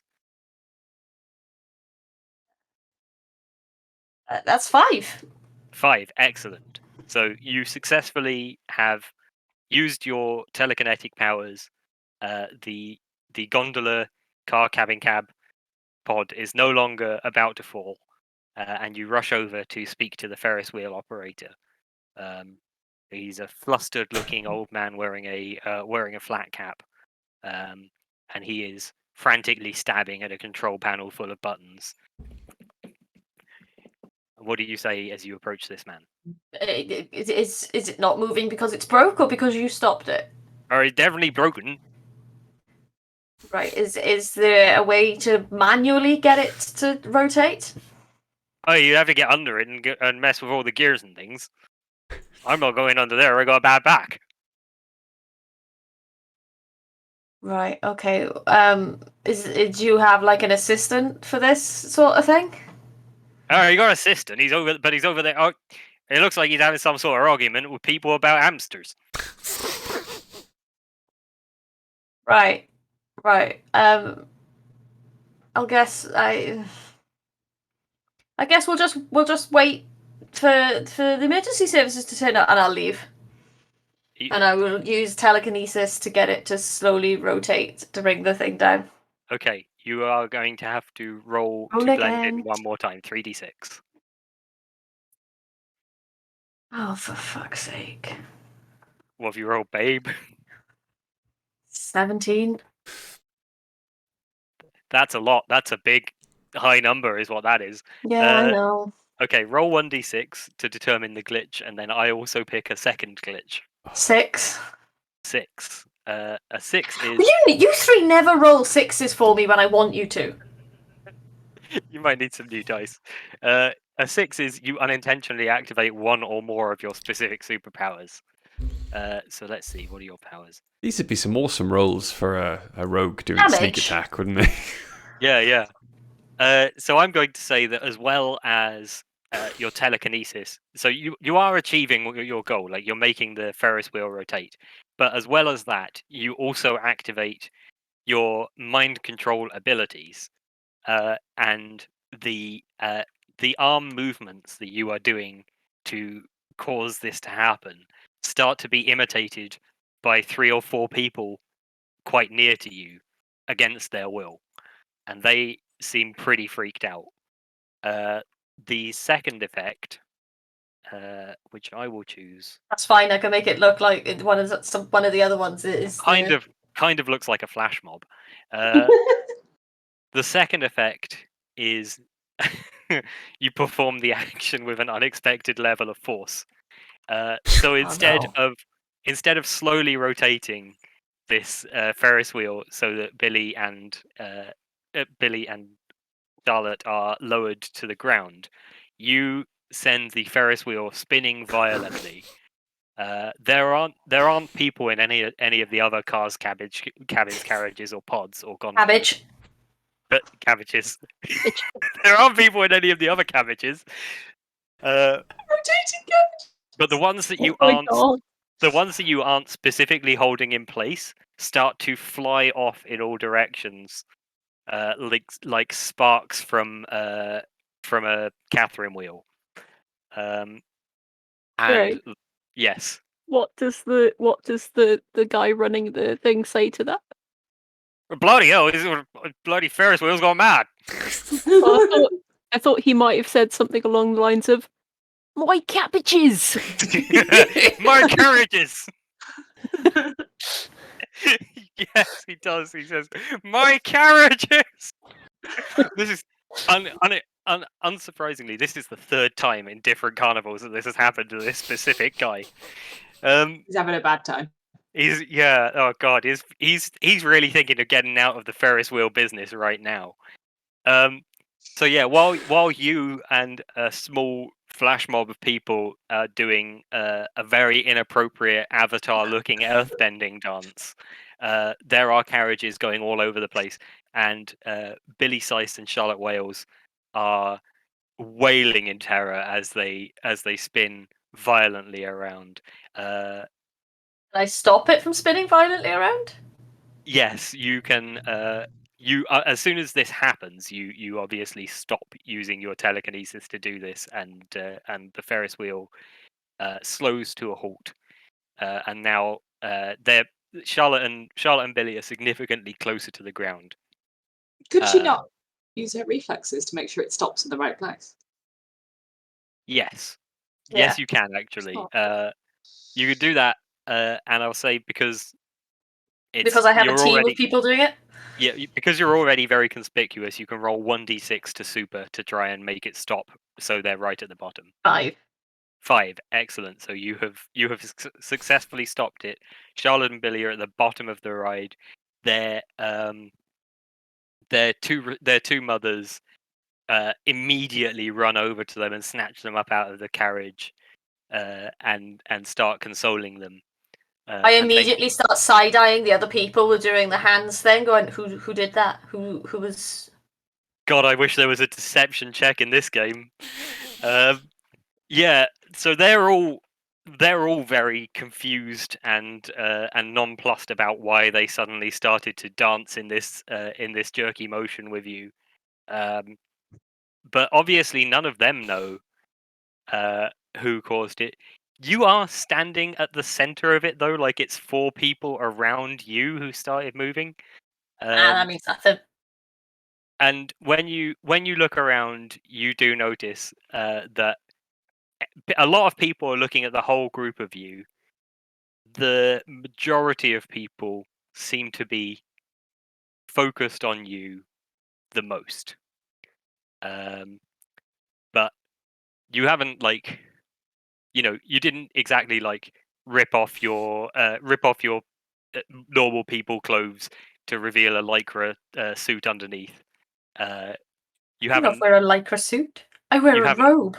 Nice. You haven't exactly exposed your secret identity, but people are a little bit suspicious of you. I'm going to sort of sidestep away like I'm freaked out by what just happened. Good, yeah. that probably helps a little bit to divert suspicion away from you. Okay, so the carnival sort of comes to a close as the footmen sort of make their way around, asking people to head in for the dinner. You have a lovely four course banquet, which passes fairly without incident, unless there's anything anyone wants to do at dinner. No. No, Oh, go on. but I did want to say I had an image of the people Charlie was standing with doing this dance. I had an image of one of them standing there afterwards going, "I have magical powers." Yeah, absolutely. One of the people. I catch that person and look at them going, have you got One of the people is like, I think I can do magic. And they sort of run off to it's like an 11-year-old boy, and he runs off to tell his family that he's developed magical powers and he's going to be a superhero. I just had an image. I needed to share it. Yeah, it's good. I like it. The only thing that Georgie's going to be doing at the dinner is just side-eyeing all of the meat eaters. Okay, good. And people do includes bring everyone at your table, including all of us, like pretty much. people do bring like you ask the waiter who's been brought in at short notice to replace Ace McCall to bring you some extra lettuce as well for your newly acquired hamster pack. no. I would like to inquire if, because obviously No. they will not be eating Well, any lettuce. meat, whether I can have some meat. Bad All for meat. No, because on the RSVP, Georgie put down that they wanted a vegan meal. There isn't spare meat left over. But yeah, you all enjoy a 5-course banquet in the large, elaborate dining room at Sice Manor. There's all the regular wedding dinner stuff. There are speeches. The bride and groom both cry. Everyone's very happy. You all cheer and clap, and your friend Wendy looks again just really, really happy. And as the dinner comes to a close, you hear the DJ from back of the room announce, "Okay, the time has come for the bouquet toss. Could everyone who's interested in catching the bouquet please make their way over to the dance floor?" And you're all caught up in the hustle and moved in the direction of the dance floor. Who among you actually heads onto the dance floor to take part in the bouquet toss? Sure. Yeah. Okay. Yeah. Sarah and Georgie, Jane no, No. and Norm no. I head over to Norm when we just get more drinks. Okay. Well, there's people bringing drinks around on platters. You don't have to go anywhere to get. Yeah, we just grab more drinks. Mhm. We're double fisting at this point. Okay, so I guess Georgie and Sarah are the ones who notice this the most. While you're at the bouquet, while you're on the dance floor waiting for the bouquet to be tossed, up to the front of the crowd steps the mother of the bride, who you pretty much all recognize as Samantha Sice. She's a very famous, rich socialite. What we have here is the MILF to end all MILFs, right? She stands over 6 foot tall in her emerald green Louboutin heels. She's wearing this very figure-hugging dark green gown with a slit up one leg so high that you can actually see her hip bone when she walks. And she slinks up to the front of the crowd. Her long dark hair is held in place by a gold circlet adorned with 2 large emeralds, almost like eyes. Like Kim Kardashian's I'm gonna mum, say, just like, bunny English. ears.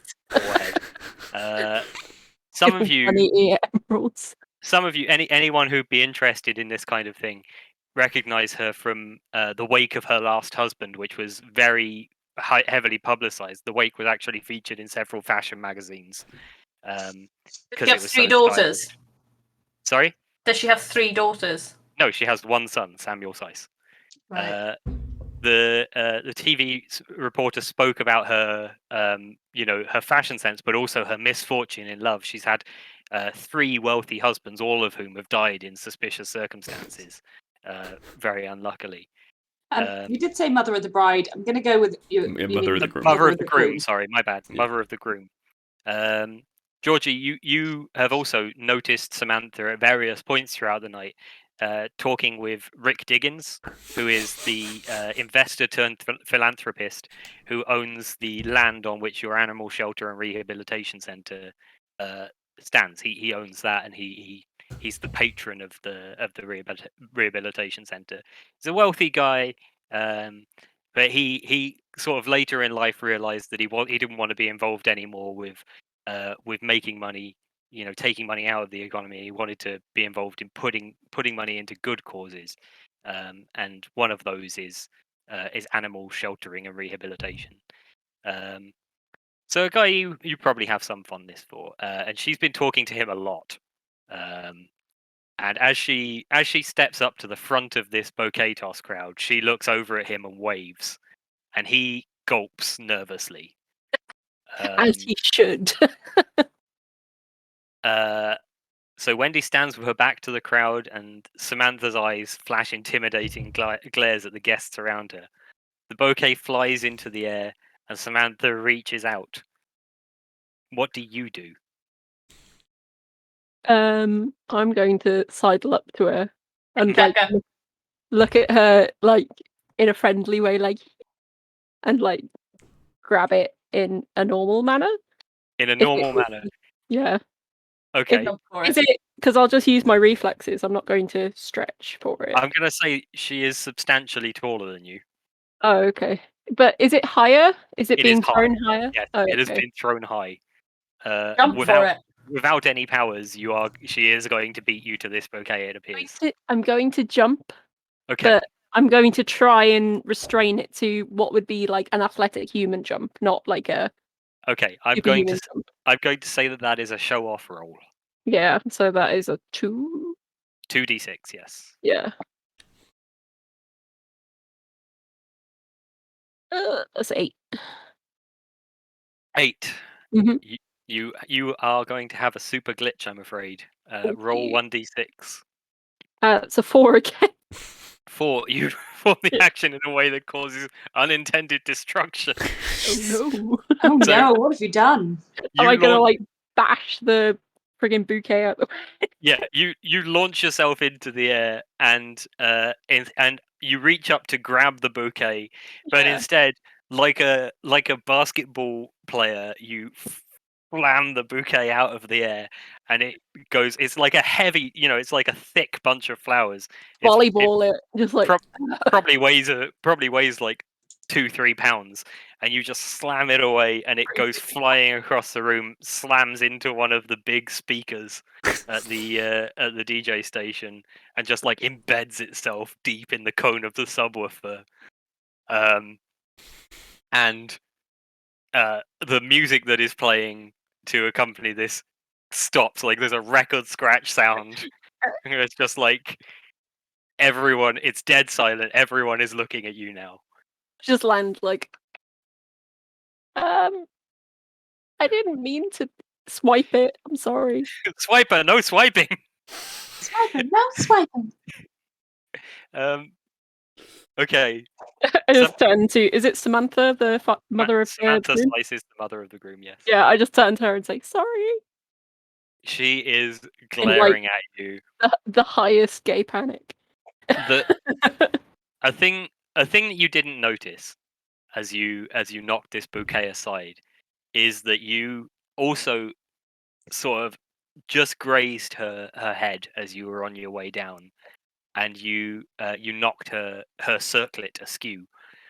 And as she reaches up to put it back into place, she accidentally activates a switch on this circlet, and it unfurls into this insectoid mask that covers her face and these 2 long Do I- horns that come Do up I from her head. recognize this villain? This Or is hero? this is a villain who you know as the praying mantis. Ooh. She has, and the two large emeralds on So on the nose. Thank you. And the two large emeralds on the circlet take the place of eyes, and she, her hand, this metal So I'm claw. guessing I'm off the hook pretty quick on this because everyone's going to be concentrating on that, right?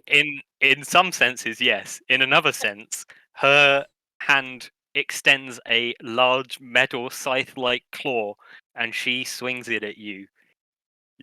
What do Okay. you do? I'm going to Ooh. use my agility to dodge it.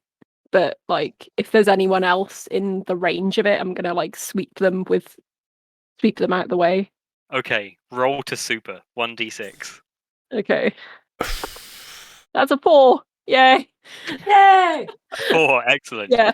You dive out of the way of Samantha Seiss, also shouldering another guest, a wedding guest aside away from the. It's actually Alice Malice from earlier, who you shoulder barge out of the path of this She's used to it. She razor mushes. sharp. Fine. She does indeed, of this razor sharp mantis claw, and sort of realizing what she's done, you see the praying mantis reach up and touch the side of her mask, which retracts back into a circlet, and she says, "Oops, sorry, sorry. That was just reflex, and nothing unusual about any of that. It's just a normal reflex that people have when they get bumped into. I think everyone can agree, yes, very normal, and everyone's sort of backing away from her Like, as she says this, sort of like inching backwards, and you see a few guards start to edge towards her on the dance floor, and she turns with her two scythe-like hands to start fending them off. Does anyone take any action at this point? Knowing that this is going to kick off then very soon Mm. into a superhero battle, with there being a lot of obviously innocent civilians standing around, including the family that I've pledged, to care for. I'm gonna try and tackle her and take her outside through a window, like proper, just full on superpower. Go into my costume, which is under my clothes, I'm assuming. Yep. Okay, roll to super then. Cool. So 1d6, yeah? 1d6. Okay. That is a 1. 1, excellent. You do tackle the praying mantis. Okay. Towards the window. Unfortunately, she obviously also has superpowers, Mm-hmm. and she rolls and like kicks you off her. You land on your feet. She rolls up to her feet. There's still a standoff going on here. Jane, do you take any action at this point? That's you, Charlie.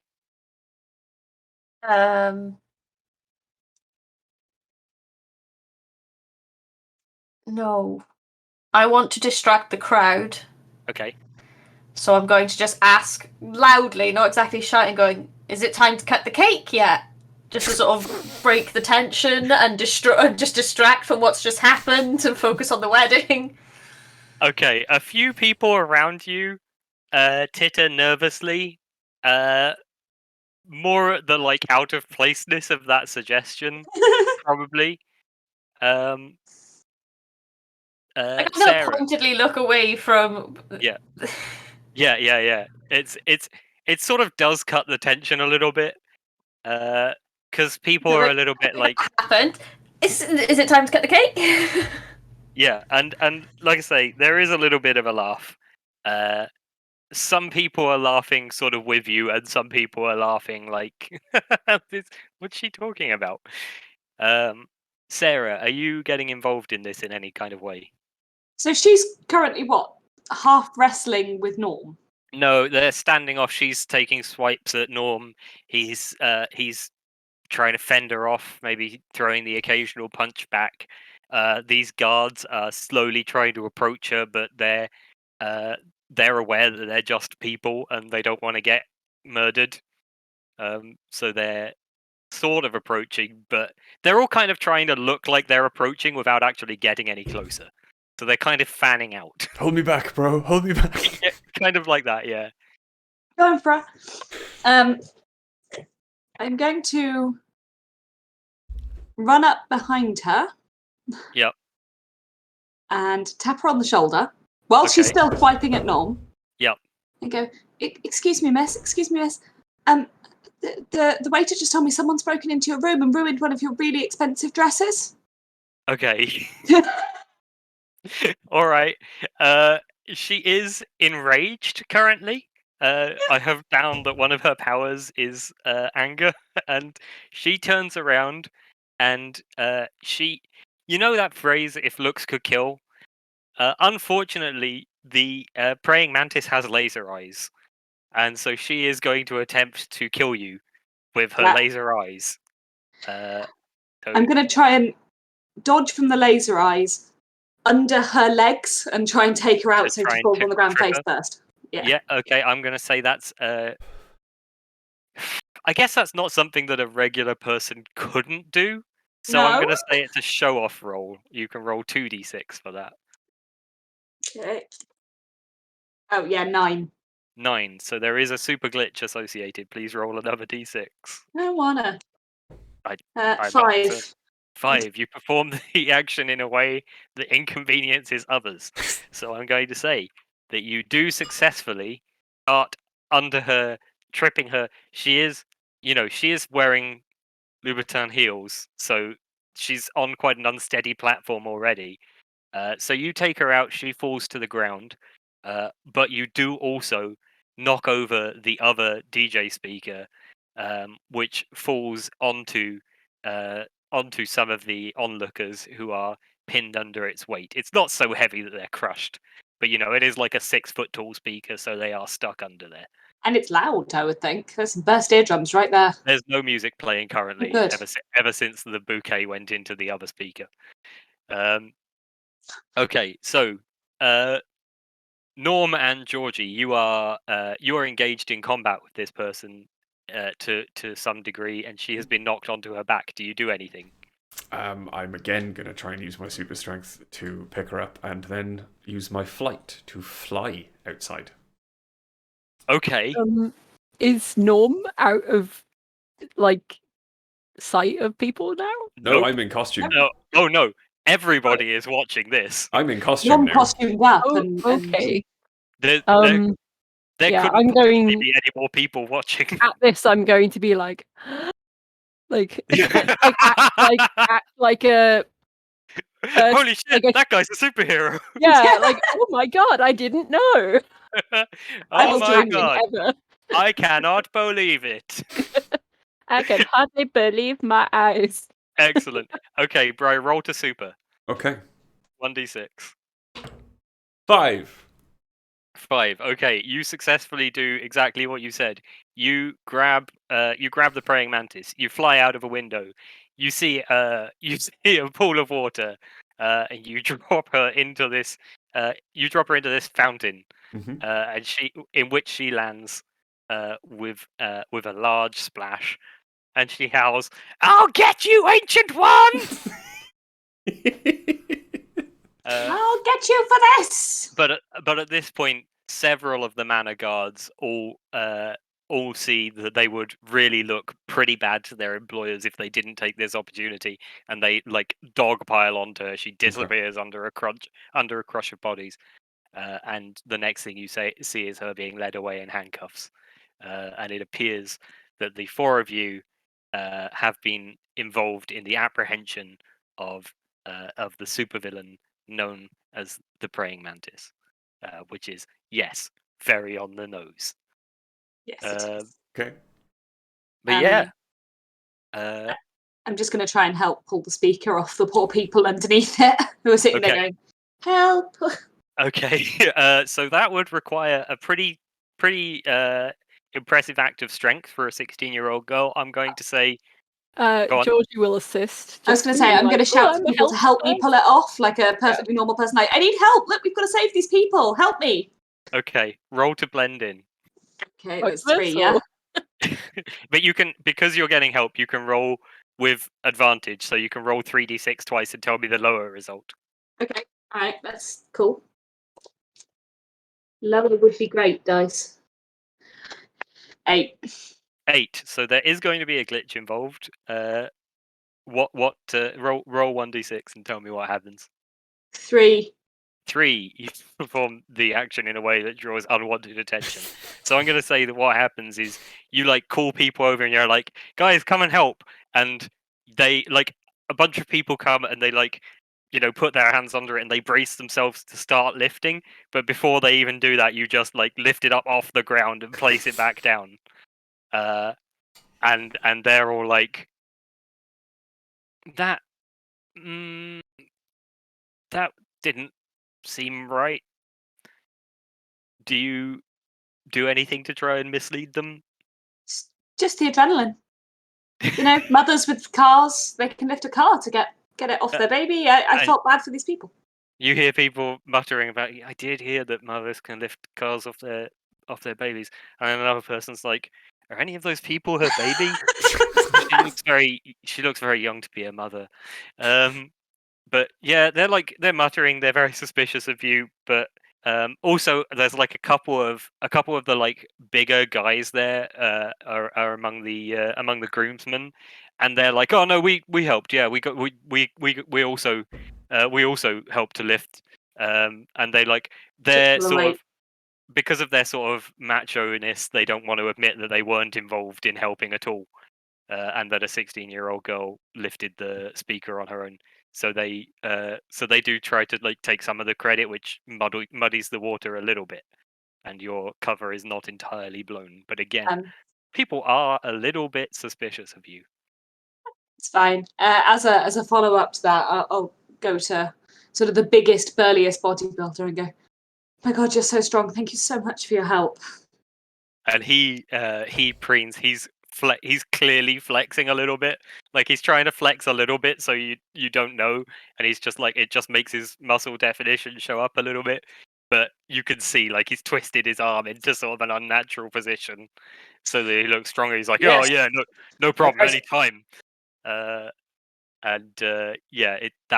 does, as you say, that does muddy the water a little bit so that you're a little more concealed than you otherwise would be.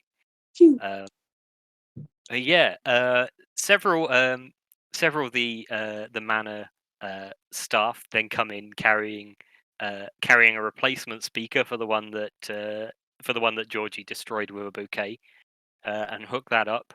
And the DJ comes over the announcer and says, "Okay, well that was all pretty weird, but who wants to dance?" And he starts playing. Agadoo. Yes, he starts playing Agadoo. Exactly, he starts playing Agadoo. The ancient one. I banned it at my wedding. Yeah, you did. I mean, the DJ still played pretty much whatever the fuck he felt like. But the less said about that guy, the better. Our wedding was lovely. We had a great time. How did you enjoy our wedding, Bri? Did you have a good time? Do you remember it? I've been told I had a great time. Millie did. Millie experienced our wedding through the medium of several tearful phone calls, so Yeah. probably not Thank the you best. so much. You're the nicest girl. I gotta go. All the single ladies is on. Jesus Christ. I was like, okay, bye then. And then all I heard as he hung up was, oh no, I dropped my vape. In fairness, Bri's behaviour at this wedding. Bri's behaviour at this wedding has only called slightly more attention to himself than he managed to do at that wedding. He had to be held back during our first dance. Well, not so much held back as just people stepped in front of him on his way. Oh God. Very clever. Anyway, the Ancient One. You are now in flight outside the manor. Mm-hmm. Are you returning to the wedding? How many people saw me costume up?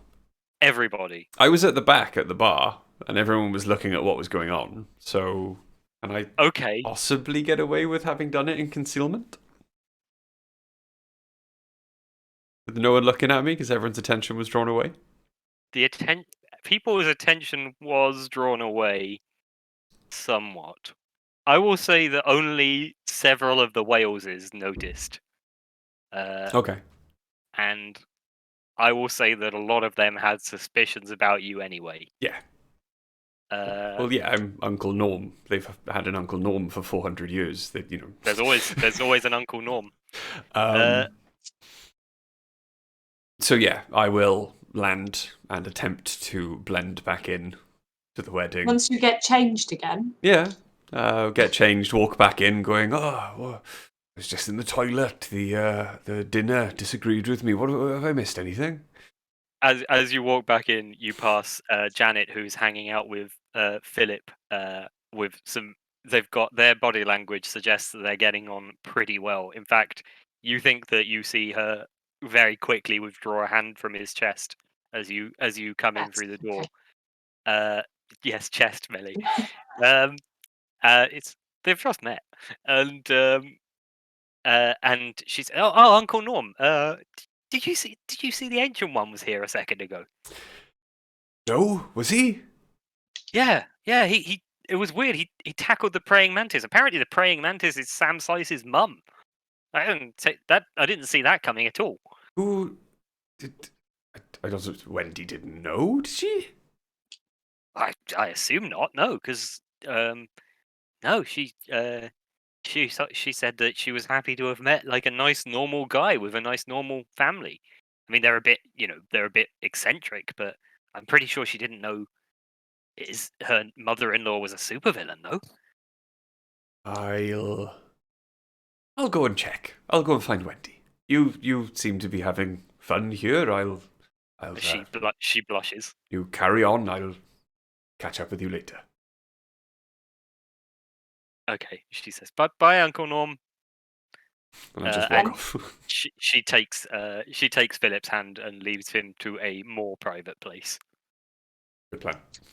I've just had a weird realisation that because Wendy's my aunt, that would make him my Uncle Norm too. Yeah. Yeah. Yeah, he's your Uncle Norm. He's my Uncle Norm. My Uncle Norm by marriage. Yeah. He's everyone's Uncle Norm except Jane's. Yeah.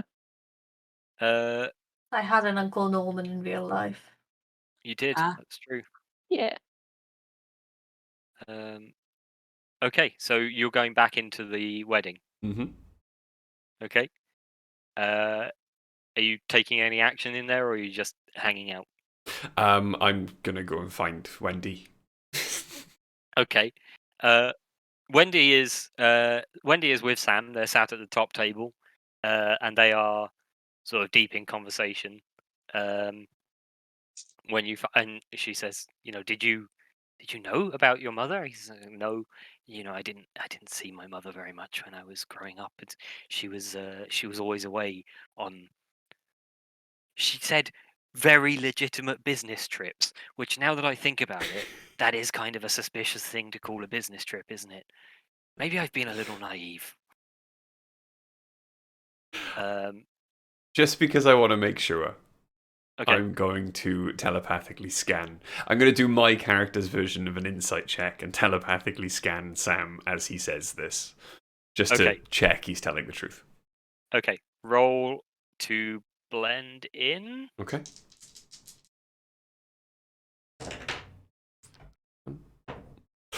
Five.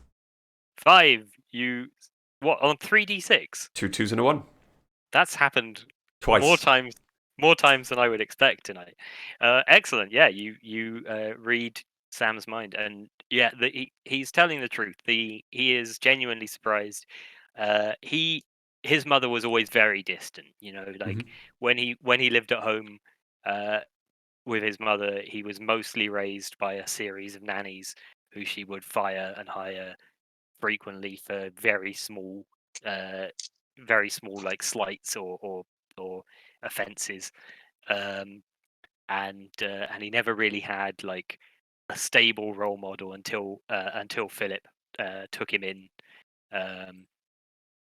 and like started to give him a proper upbringing. So he has a complicated relationship with his mother. He like wants her approval, but at the same time doesn't really it doesn't really know her very well. And yeah, she was always away on what she called very legitimate business trips. Shady. Turns out. I'd also like then to implant the suggestion in his head, using my telepathy, that he suddenly has forgotten to pay the caterers. They are kicking off, and he has to go and sort that out right now.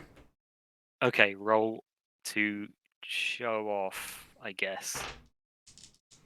I don't know how one shows off telepathically, but that's what I'm calling this. Why not? You're in charge, really. 6. 6, 5 and a 1. 5 and 1. There is a super glitch. 1 second.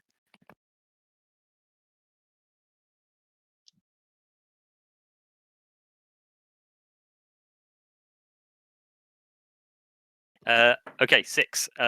So there's a super glitch. Do you want to roll another d6 and find out what happens? That is going to be a 6. A 6. You unintentionally activate one or more of your specific powers. Your specific powers are flight, telepathy, and temporal distortion. Okay, so you you do implant this suggestion in Sam's mind, but while you do that, you also age several years in front of him, and you grow like a long white beard, just like pretty suddenly. Okay. And he is distracted because mostly he's thinking about this problem with the caterers who are demanding payment right now and are really kicking off about it. And like the evening meal still needs to be like the bacon rolls and everything still need to be served. So if the caterers kick off, that's really going to put a crimp in this evening, which so far is going very smoothly. So he's going to excuse himself. He's going to say, "Look, I'm sorry. I know you're like a close family member of Wendy's, and I will make time. I'll make time to have a sit down and have a proper chat with you. I realize I've been very rude. There's so many people to greet and say hello to, but I've got to go. There's a problem right now with the caterer. That's a very nice beard," and he leaves. Okay. Wendy says, "Uncle Norm, what just happened to your face there?" I kind of look down at my beard. Whoops. Sit down and kind of hide my head. You told me no powers at this fucking wedding. Yes, yeah, and then we discovered you'd married the son of a supervillain. Yeah, and how did we discover that? Georgie fucking knocked her circlet off. Look, I'm as happy as anyone to have the praying mantis behind bars. You know, I've fought the praying mantis several times. She's a villain. She's a menace to society. But this isn't the fucking venue, Norm. Did you want me to let her decapitate the eligible male bachelors of your wedding congregation? No, I don't understand why the bouquet toss had to be such a dramatic event, is what I'm saying. You'll have to take that up with Georgie. I'm very sorry. Georgie looks up to you. Everybody looks up to you. You could have done something about this. This is my fucking wedding day, mate. I will make it up to you somehow.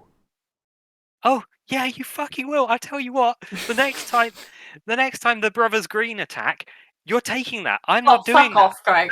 That's you. That's a you problem. You understand? What do you mean, fuck off, Greg? The Brothers Green. Yeah, they have an army of fairy tale monsters and also an online video empire. I've started a conga line. Okay, roll to show off. Why? What skill am I? What magic? What superpower am I using to start a conga line? You are starting. You're using. I'm at a wedding. Everyone is several drinks deep. I do not need superheroes powers to start a conga line. You're using your super reflexes to conga in such an alluring way that everyone looks at it and goes, "That looks like a fun activity I want to take part in." Roll 2d6.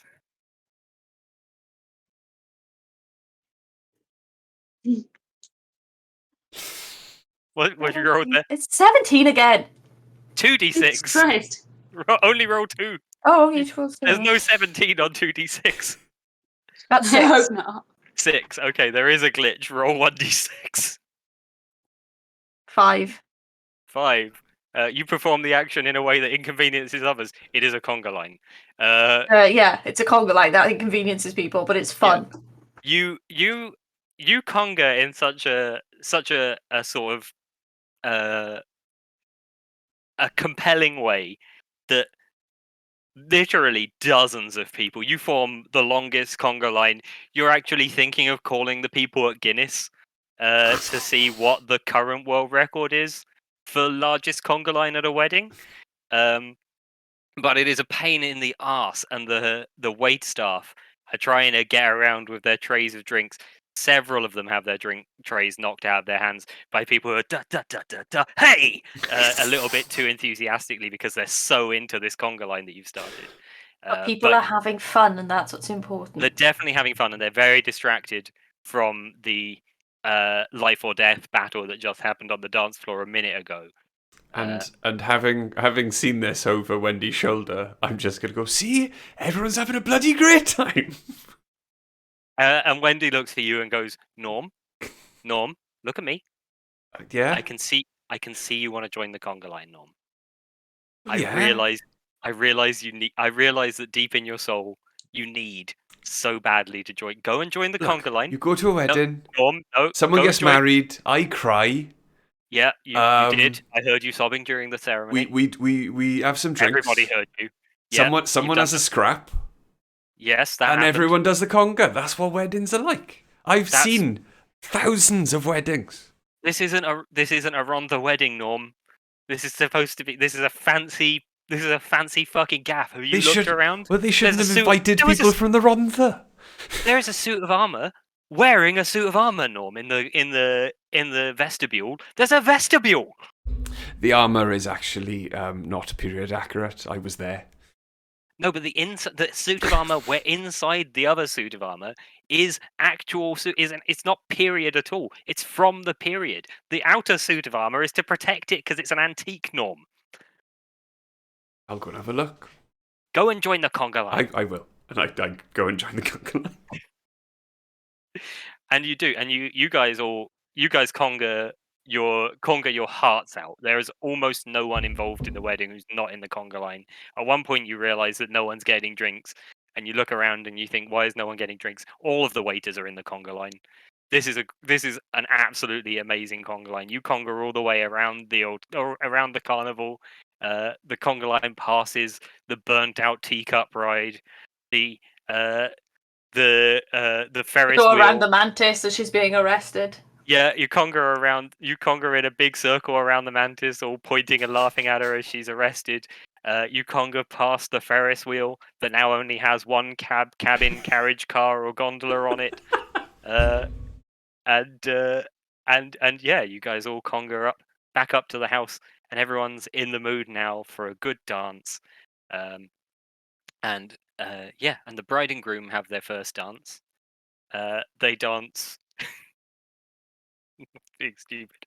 They danced to Hero by Chad Kroger. They sing. Hero could sing. It's their song. It's their song for an unrelated reason. Okay, it played on the radio on their first date. It has nothing to do with anyone having superpowers. They went to go see Spider-Man on their first date. They did go and see Spider-Man on their first date. I'm a little bit disappointed it's not Enrique Iglesias' Hero. Yeah. No, I've been to a wedding where that was played after the wedding, and everyone burst out laughing. It was super funny. That's the song that was supposed to play for the mother of the groom, father of the bride dance. But as the DJ goes to call that out, one of the like house staff runs up to him like, no, we're not doing that dance because the bride's father is dead and the groom's mother has been taken to prison. And yeah, that is that disaster is averted at least without the need for any kind Still of super plays. heroic intervention. Excellent. It still plays that really cringy bit at the beginning, though, that where he just whispers, "I can be your hero." Yeah, everyone hears that, and they're like, no, they're not gonna play Enrique Iglesias in 2021. So the dancing portion of the evening is lovely, and everyone has a good time, and everyone is steering slightly clear of one or two of you guys because you have made a bit of a spectacle of yourselves, but no one's calling the cops. I think I've been perfectly well behaved. I only caused a small fire on a teacup ride. As the night comes to a close, there is one more planned event on the agenda, and everyone is asked by the DJ over the PA to gather on the terrace that overlooks the grounds of Sice Manor, and everyone is going to release paper lanterns into the air. And you may be about to raise concerns about the risks and dangers posed to wildlife and the risks of Me and forest Em I going. fire. am. You bet I am.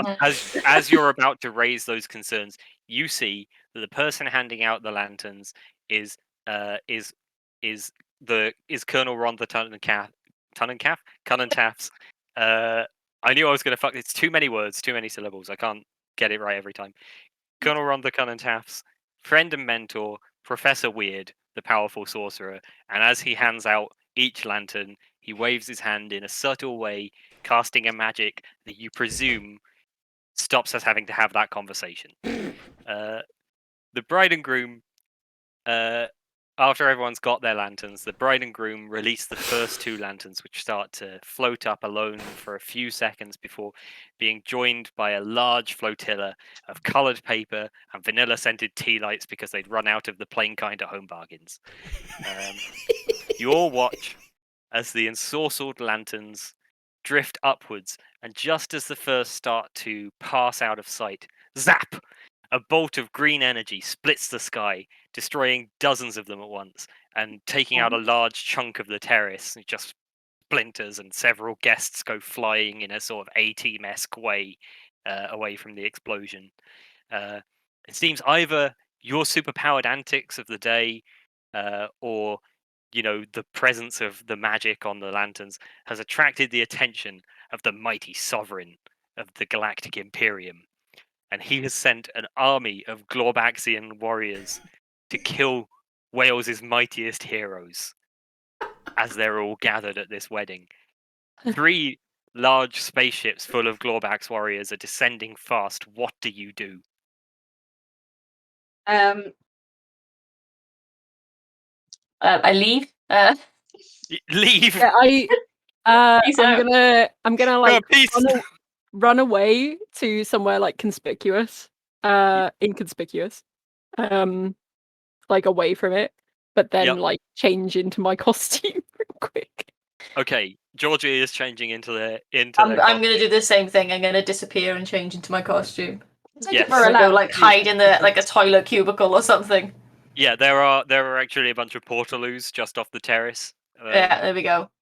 Because the Sice family very specifically don't want all of Wendy Wales's family from shitting up all of their nice marble toilets. Okay. Get it? I had portaloos at my wedding. Yeah. For pretty much the same reason. Sarah, what are you up to? I'm going to do the same thing. I think we need to be heroes for this. You Okay, can't. yeah. So the three of you all run into portaloos. Norm, what are you doing? Well, the first thing I'm going to do is scream, "Everybody get inside." Yep. But at the same time, I'm going to use that scream to like draw attention to myself and mask like a telepathic blast, prompting them all to not ask any questions and just to run. Okay, you roll to blend in, I guess, because you're trying to conceal it. 3d6. Okay. That's going to be a 11. 11. That's just one glitch. You missed out on supercharged by 1. So roll 1d6. Okay. That's a 1. 1. You perform the action with an unexpected level of force. So everyone was starting to clear off the terrace, but you feel this blast of compulsion leave your mind, and you realize that what you've effectively done is created a wedding full of running golems who are going to run until they literally collapse from exhaustion, and they're going to get very far away, Cool. but they are going to wonder why they didn't stop running when they were out of the blast radius. Okay. Okay, so while this happens, I think the three of you have changed.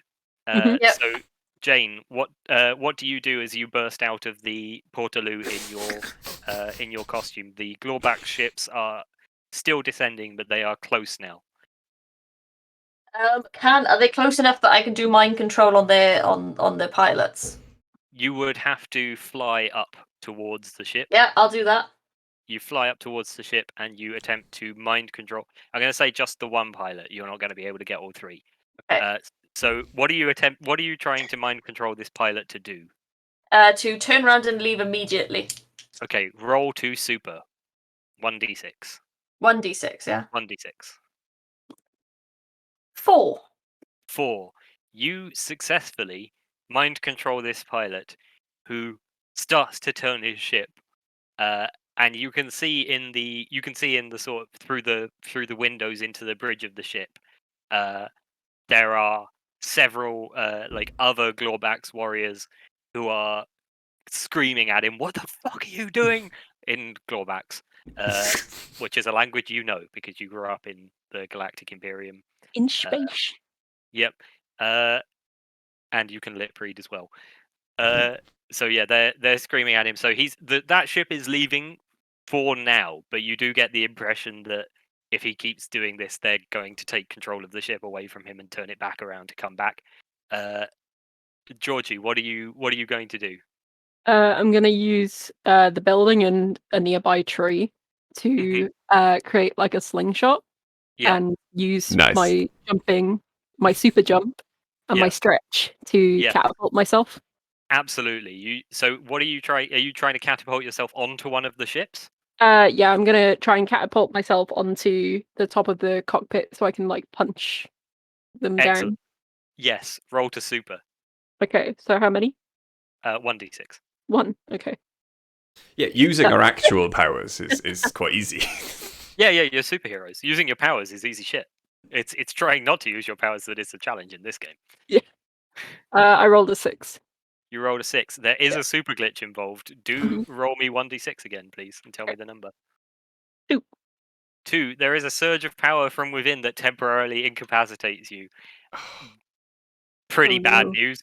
So you do achieve your goal. You grab 2 trees, you stretch back, your arms get super long, and then just as you release that stretchiness to pull taut again, you also fling yourself off the ground with your super jumping ability, and you go flying towards the spaceship. But just as that happens, a surge of your frog-like powers comes through you. You ribbit uncontrollably, and your arms and legs seize up, and you splat into the windshield of the ship, and you're just like a fly on it, and Like those 20p splat frogs. and they and they turn on the windscreen wipers and just and you just go and you are now falling towards the ground, which is what you see, Sarah, as you emerge from the portaloo, in which you have changed into Am I your not super able to suit. try and grab with my stretchiness?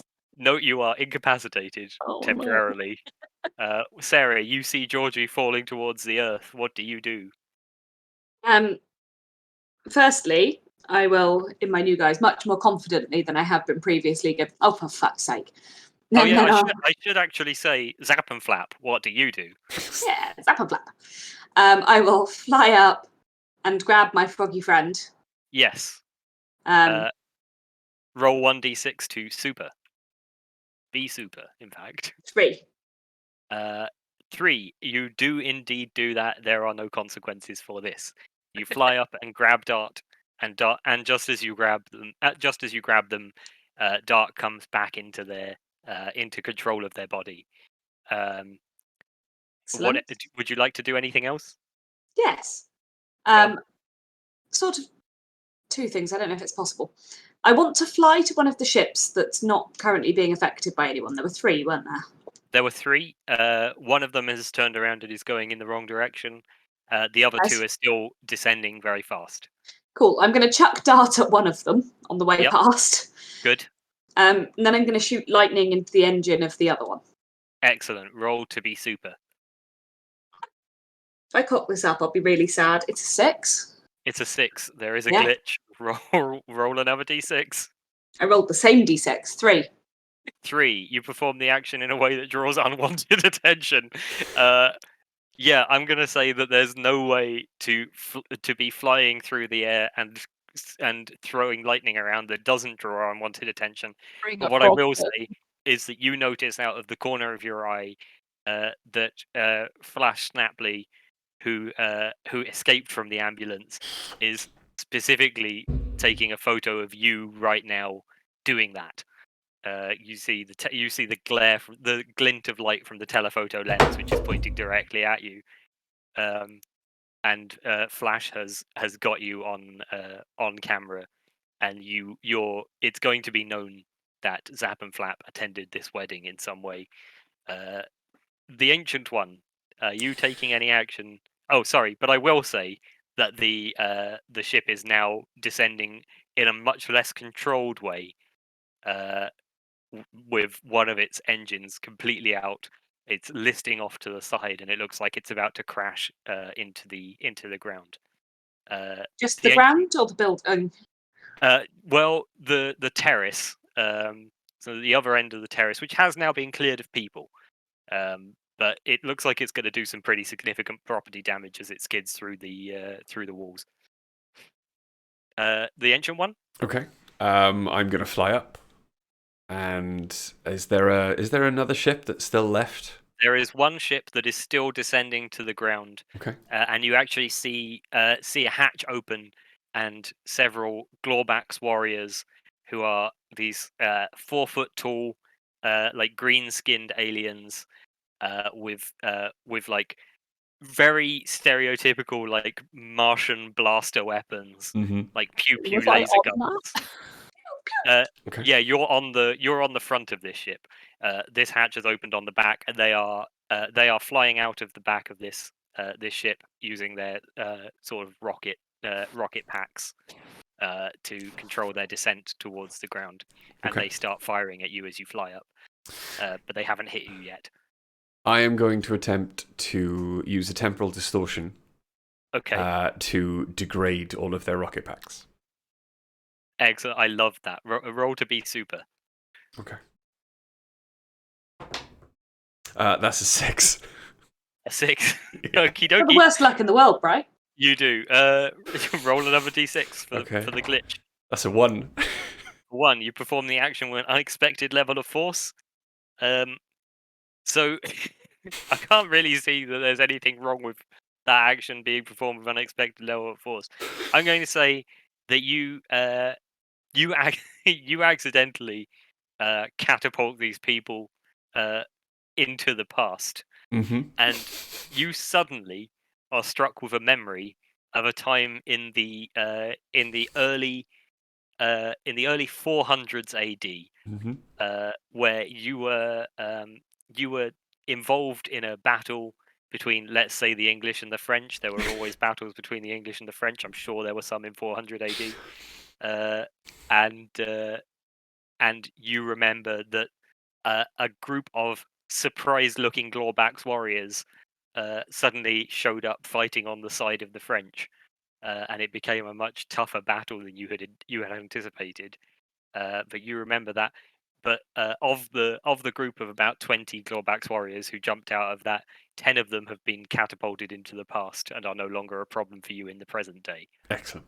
But also, you do now have a wound in your side that you got from a Glorbax ray gun at that time that has never healed properly, and it pains you to this very day. Excellent. I'm gonna shoot off, guys. Okay. Are you Night. okay? You going to Yeah, bed? yeah, I'm just tired. Yeah, night, guys.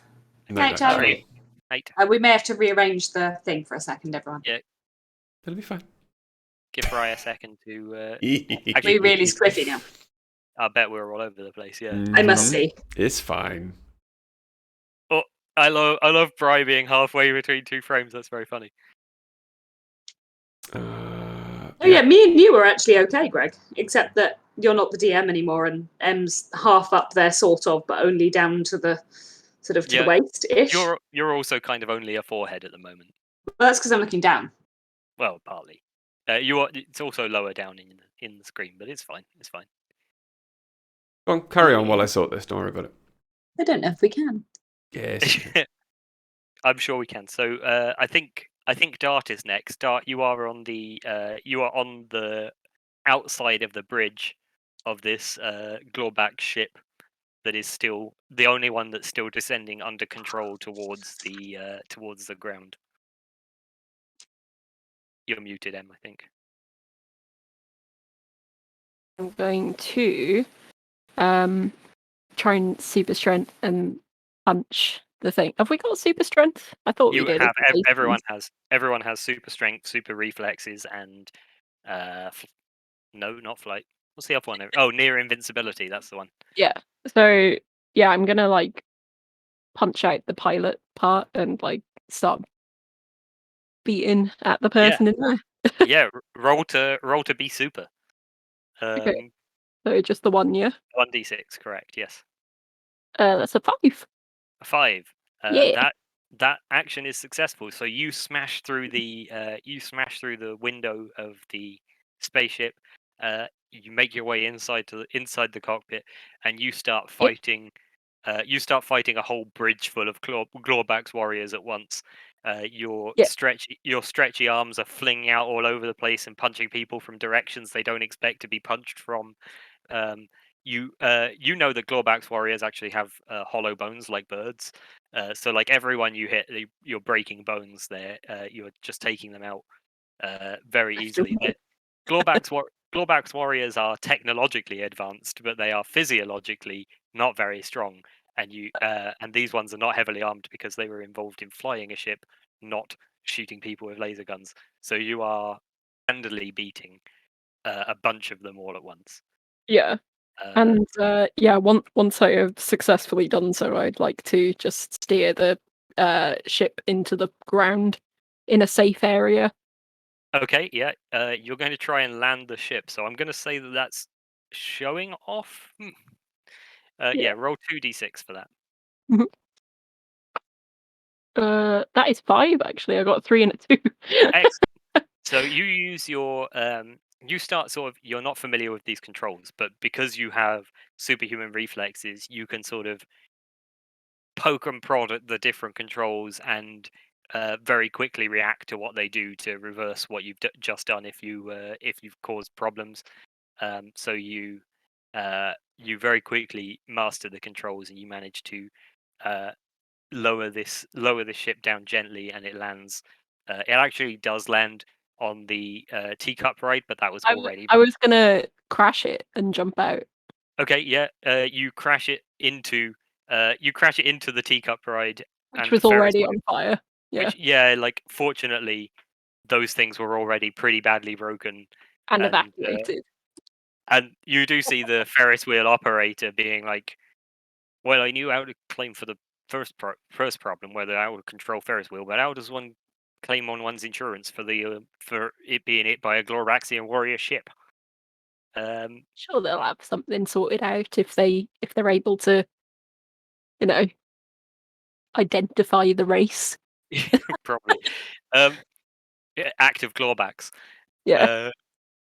The Ancient One, you see the ship that is going in the wrong direction. Everyone starts to bail out of it. You see several escape pods sort of eject from the sides of the ship as some sort of fight seems to be going on in the helm, and the ship is now sort of like out of control, corkscrewing. But you do also see a contingent of Glorback's warriors catapult themselves out of the bay doors and rocket pack towards you. So there are now about 30 Glorbax warriors with ray guns. I was gonna say, can I try and like super temporal distortion as I see the escape pods flying out the back of the ship to send the escape pods back into the ship at high speed? Yes, you may. Roll to use your superpowers. That is a 2. A 2, excellent. So this happens as intended. You use temporal distortion. You reverse time, and the escape pods go back into the ship, which is not where they were. So it's a little bit confusing physics-wise, but whatever, it worked. Yeah, A little bit maybe confusing. maybe the ship reverses as well to meet the escape pods. No, I was just going to catapult them back, and hopefully with enough force that it would damage the ship. Yeah, but the ship isn't where it was when they ejected, so you So they just make go back those towards go each back other. in time. But if the ship doesn't Okay. also go back in time, Okay. but I suppose what happens, you make them go back all to where the ship was. They all catapult into each other and crumple like crushed tin cans and Excellent. fall to earth. You've killed several Glorbax officers and crewmen who were not involved in fighting. That's a war crime what you just did, but that's fine. They were trying to escape and you murdered them. War crime. Pretty standard war crime stuff.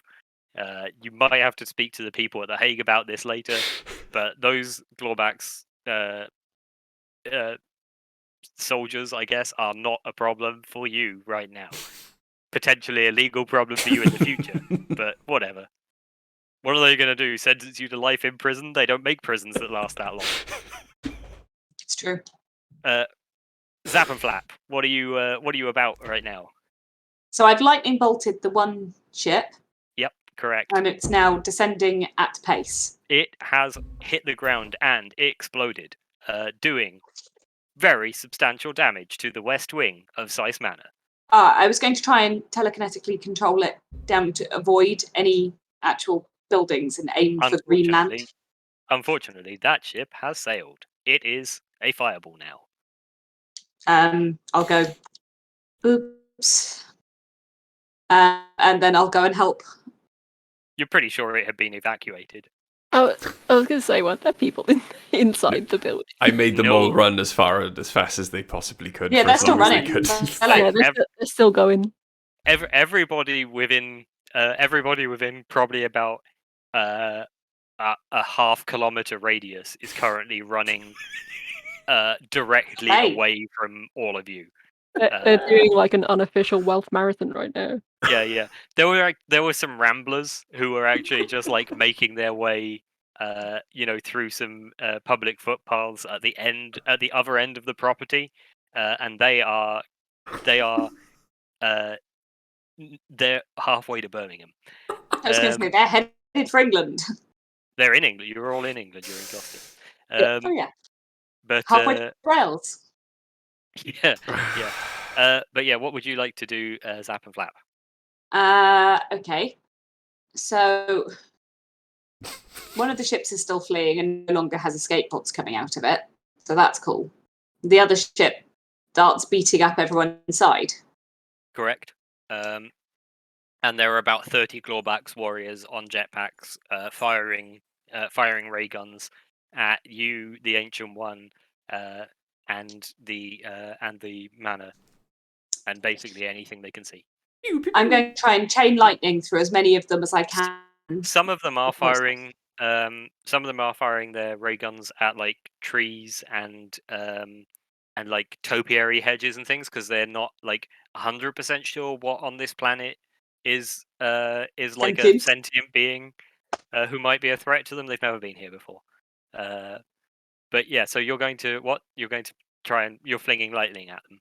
I'm trying to chain lightning through as many of them as I can. Excellent. Roll to use your superpowers 1d6, please. Why did I use this dice again? Oh, 3. That's why. 3, perfect. You send lightning flying at this. There are actually like 2 contingents, like one coming from the other ship that was flying away, and one closer to you that's come out of the ship that Georgie is in control of now, or was until it crashed.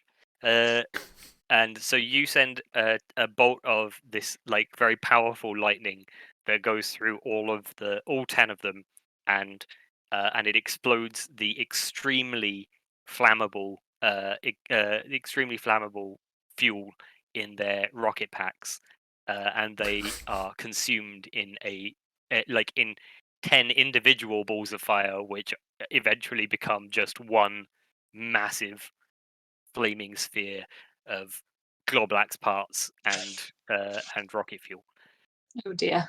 But in, those 10 are not a problem anymore. in true me style, while doing this, I'll go, sorry. And you hear one of them, like, as one of their heads flies past you, they're like, "Nah, it's okay." Oh, maybe we could have reasoned with them. It's too late for that. I think. Whose turn is it next? Are we back to the dart? I think we're back to dart. Yes. Are we? Yeah. Dart, go ahead. You've crashed one ship. There are still 20 Glorbax warriors, and they are nearly landing on the terrace. You're muted, I think. Well, we can't hear you. Hello? I don't. Yes. There you Hi. go. Better? Success. Yes. Yes. Sometimes my mute button is a bit delayed. Yeah, so I'm going to use my super stretch and try and like group them in. Okay, you're trying to detain them with your stretchy arms. More that I'm trying to like and like whip them Okay. out of the way so Excellent. that I break their little bird bones at the same time. Okay. Yes. Brilliant. Okay. So you send just like a 15-foot long slap through through a contingent of these Slap them Glorbaxes. into next week. Use roll 1d6 to use your superpowers. Oh, one. 1, excellent. Yeah. This goes exactly according to Probably plan. drop that then, but one. This goes exactly according to plan, and you feel through your long extended arm, you feel the very odd sensation of many bones breaking against different parts of your arm Oh no. as you just fly swatter a bunch of these Glorbax warriors, and they go and slam down to the ground, Yeah. and they literally like splatter like bugs on the terrace. It looks like from where you are, which is still quite high up, as you're like falling from the ship that you sent crashing to the ground. The terrace looks kind of like a windshield with that's been flying through a swarm of insects. Yeah. Obviously, up closer, they're much bigger, and there is much more mess. This is going to be a heck of a cleaning operation, but that's not your problem. That's not my job. No, you're not a super janitor. No. You're a superhero. Hell yeah. Oh, I'll use my buff arm. Nice, excellent. The ancient one. There are 12 remaining Glorbax warriors. What are you going to do? Good answer. Bucky said. The ancient one starts barking at the Glorbax warriors. They're like, "Oh no, dogs! My only weakness!" And they actually they have very many weaknesses, including brittle Evidently. bones. They're not very smart. They're susceptible to mind control. Their rocket packs are extremely flammable. They're having a very bad day. They're not actually ideologically committed to the cause of the Imperium. I am once again going to use temporal distortion to try and either degrade or, I suppose, advance them in time enough that all of their fuel has run out and they fall from the sky. You muted, Greg. That's excellent. Roll 1d6. Temporal distortion That's is a really 6. working. for my- That's a 6. Please roll another d6. How come you only roll glitches? I was rolling. If I roll 3 dice, I don't glitch. True. That is a 1. That is the one. You perform the action with an unexpected level of force. As Once you again- know. Once again, you create a temporal distortion bubble around these Glorbax warriors, and they are transported back through their lives. You see them shrink, go into that. You see them become smaller. You see them enter cocoons. You see them emerge from the cocoons in their larval stage, and then you see 12 large Glorbax grubs plummet to the ground and and splatter against the cold marble of the terrace. There is no longer a Glorbax threat at this. Well, it's not a wedding anymore, I guess. There is no longer a Glorbax threat here. I know. Um, Everybody's dead, Dave. question. As I'm looking around then, having obviously stopped this battle, is he still taking pictures of us? Yes. Cool. Oh, I had a plan for that. Good. Tell Okay, me. you go. Go on. No, I was just gonna distort the film. Oh, I well, would like to hear Sarah's plan. Okay. Or sorry, I would like to hear Zap and Flap's plan as well. Go for it. You could do I'm or going- do both probably. Okay. probably. I'm going to aim a very little lightning bolt directly into the camera. And I'm going Okay. to fry his camera. Okay. You're going to do that. The Ancient One is going to attempt to temporarily distort the film, Mhm. but Flash is going to attempt to use his super speed to get away before either His of those things what? happen. Yeah, Flash Snappily is a superhero. Nobody saw that coming. But he took the And- hit earlier. Absolutely So did. he Yeah, is he, He from was- the DC because unit? I'll tell you because why. I'll tell you because why. Because he was concealing his superpowers today, and he's the only one who did. I mean, Uh, he got his toxic broken. He doesn't have very good. No, Coccyx was the other guy. No, it was Flash. Was Flash, it? Flash was the yeah, Flash cockpit. got his He was- toxic broken. He was faking. That was how so he- that was how he concealed his superpowers. He rolled a 4. He uses his super speed to run very fast away. Why did you think? How did you think he managed to resist the mind control? Come on. Is he As faster he than starts lightning? running, Is he faster than lightning? I guess we'll find out. then if he does that before I can get the lightning bolt off, I'm going to use telekinesis to stop him. Okay, I'm going to say, roll a d6, and if you roll 4 to 6, you are able to do that faster than he gets away. Roll a 4. Excellent. You stop Flash in his tracks. Literally. Just as he starts to blur around the edges, as he starts to move, as he starts to enter the speedverse to get away from you, you snap an iron cage of will around his mind, and he freezes in place, dropping the camera to the ground, where it smashes, exposing the film to the cold light of the sun. It's nighttime. So The sun need to do something reflected about from the film. moon. The sun reflected from the moon, which still is enough light that the film's gone now. Bad film. You gonna- saved the day. fly down to him and just go, no. And he's like, okay, No. yeah, I guess. You knew that was a bad plan. Yeah, I'm pretty drunk still. I mean, sure, but how would you like it if we took photos of you and published them everywhere, being like, this dickhead's also super fast, but he's also a dickhead?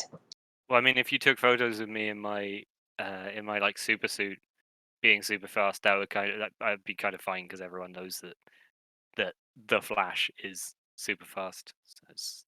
Sorry, the Snap is super fast. Yeah, no trademark infringements. No, please. he's not called the Flash. He's called the Snap. I misspoke.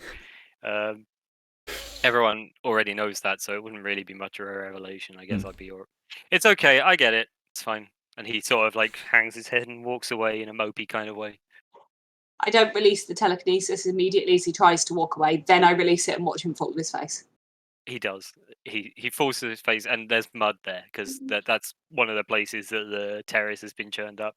He falls on his face, and he's like, "Oh man, this really sucks. This isn't a great Why would day. you- This isn't a great day for Flash Snapley. I Why forgot would you my own try and name. walk? Why would you try and walk? I just want to Goodbye. leave, man. It sucks here. I hate the slices. I've had a great time, and I'm gonna wander off and go and get changed. I really thought that like Wendy was gonna be the one, for me, but it turned out that there's like Sam guys are pretty decent. Dude, leave without the monologue, please. So here Okay, that you were kind of a dick. I'm So- good. Also, Okay. if you ever want to declare your love to a woman or a man or anyone, a Any person, person. yeah, just do it before the day of their wedding. Because if you're the guy who stands up and goes, "I object," they're just going to marry the person they're stood in front of anyway, and you're going to look like a fool. Yeah, I guess you're right. Mm-hmm. Maybe I need to spend some time with a therapist. Potentially. Yeah. Yeah. Okay, I've got a lot to think about, guys. I'm gonna go. Good. Like me to set your nose before you go? It's going to hurt like hell. No, it's cool. I'll go see the medicine woman. I think I saw her running away real fast. Oh yeah, you should call those people back. I think she might be halfway to Cardiff by now. Yeah, You're Okay, faster well- than she is, though. I am pretty fast, but like, I don't really feel like being very super right now. Look, I'm just gonna go. They'll be Bye. fine. They'll run until they're He, like, tired. They're fine. Stands up. He's got like mud all down one side of his face, and he mopes away. He Looking shakes very- really fast, maybe it'll come off. No, he just looks dejected and walks away sad. Spin cycle on the washing machine. You hear the DJ, who's for some reason is still inside, starts playing the sad Hulk music as he walks away. Well, the old and- TV, the old when it was on TV. Yeah, that's the one. And that's the end of the Glorbax invasion, guys. So you stand on the terrace of Sice Manor, which is Ruined. now pretty fucking ruined. Yeah, there's several small fires around. Temporal distortion. I'm gonna try and like bring it all back to look like it was before it got blown up. Guys, Okay, guys, roll a d6. Oh, it was a Becky. You wanted attention. Yeah. Sorry. 4. Excellent. Yeah. Okay. Well, you undo some of the damage. It's too much. You Okay. can't undo all of it. Okay. But yeah, you hear sirens in the distance as you presume that's like the police and fire services showing up. Wendy steps out of the sort of huge now destroyed French windows onto the terrace and is like, well, I'm gonna go on my honeymoon now, so I guess let's never ever speak about this ever again, and I'll see you guys at work. When, completely Oh, forgetting that I'm still Zap and Flap, I'll go, okay, Auntie Wendy, have a great time! Yeah, thanks, Sarah. I will. Bye! See. Yep. See you at you. work. See you at your sister's wedding next then. Sure. And she just like turns around and walks away. And you see her like join hands with her new husband as they pick their way through the rubble of his childhood home, and off into the sunset, because that's what time it is now, because of your temporal distortion. And that's the end of our super story. Well done, everyone. Well done, Greg. That was good. Is there a smoking sterling silver wheelchair lying around somewhere? No, Damn it. there is not. He's wheeling away very quickly. Yeah, Yeah, she's well- literally like on fire. Yeah. She's got a like a rocket booster on that thing. She is in Cardiff. She's probably at sea by now. Aquaplaning. That thing has a top speed of like 120. She's very, very far. See, and that is why a combat wheelchair is a perfectly practical thing. Absolutely. Yeah. One day I will own one. Okay, well that didn't quite take us to 11, but that's all I've written. So I hope everyone had a good time. Yeah, enjoy. I want to say thanks again to Ursi Dice, who again you can find at Ursi Dice on Twitter or at ursidice.com, where all of their wares are available. They're also on itch.io as Ursi Dice, where you can pay what you want for several very cool RPG things. If link is in chat. There we go. If Supernormal is anything to go by, I think their other stuff is very well worth having a look at, because that was, well, at least I had an absolute blast. I'm not going to speak for everyone else. No, I had a that was great fantastic. Considering, and when you go onto their website on ursidice.com, obviously you don't have to pay for it. Greg did, and sent us the PDF, and it's one page. Yeah, that whole thing came from a one-page RPG. It's one page of rules. You can do a lot with like a rules light system, especially if all you want to do is like have a quick, fun one shot at short notice. And like literally, I know that was all a bit loose, but I wrote that in a couple of hours before the session, after spending like most of today thinking about things that could happen.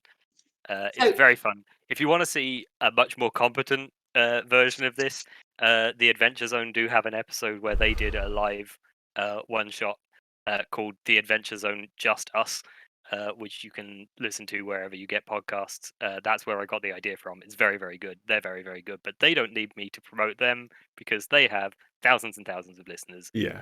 We have 10. We have 10 currently, which is actually a lot. And we're for us, we're grateful for every single one of them. Absolutely.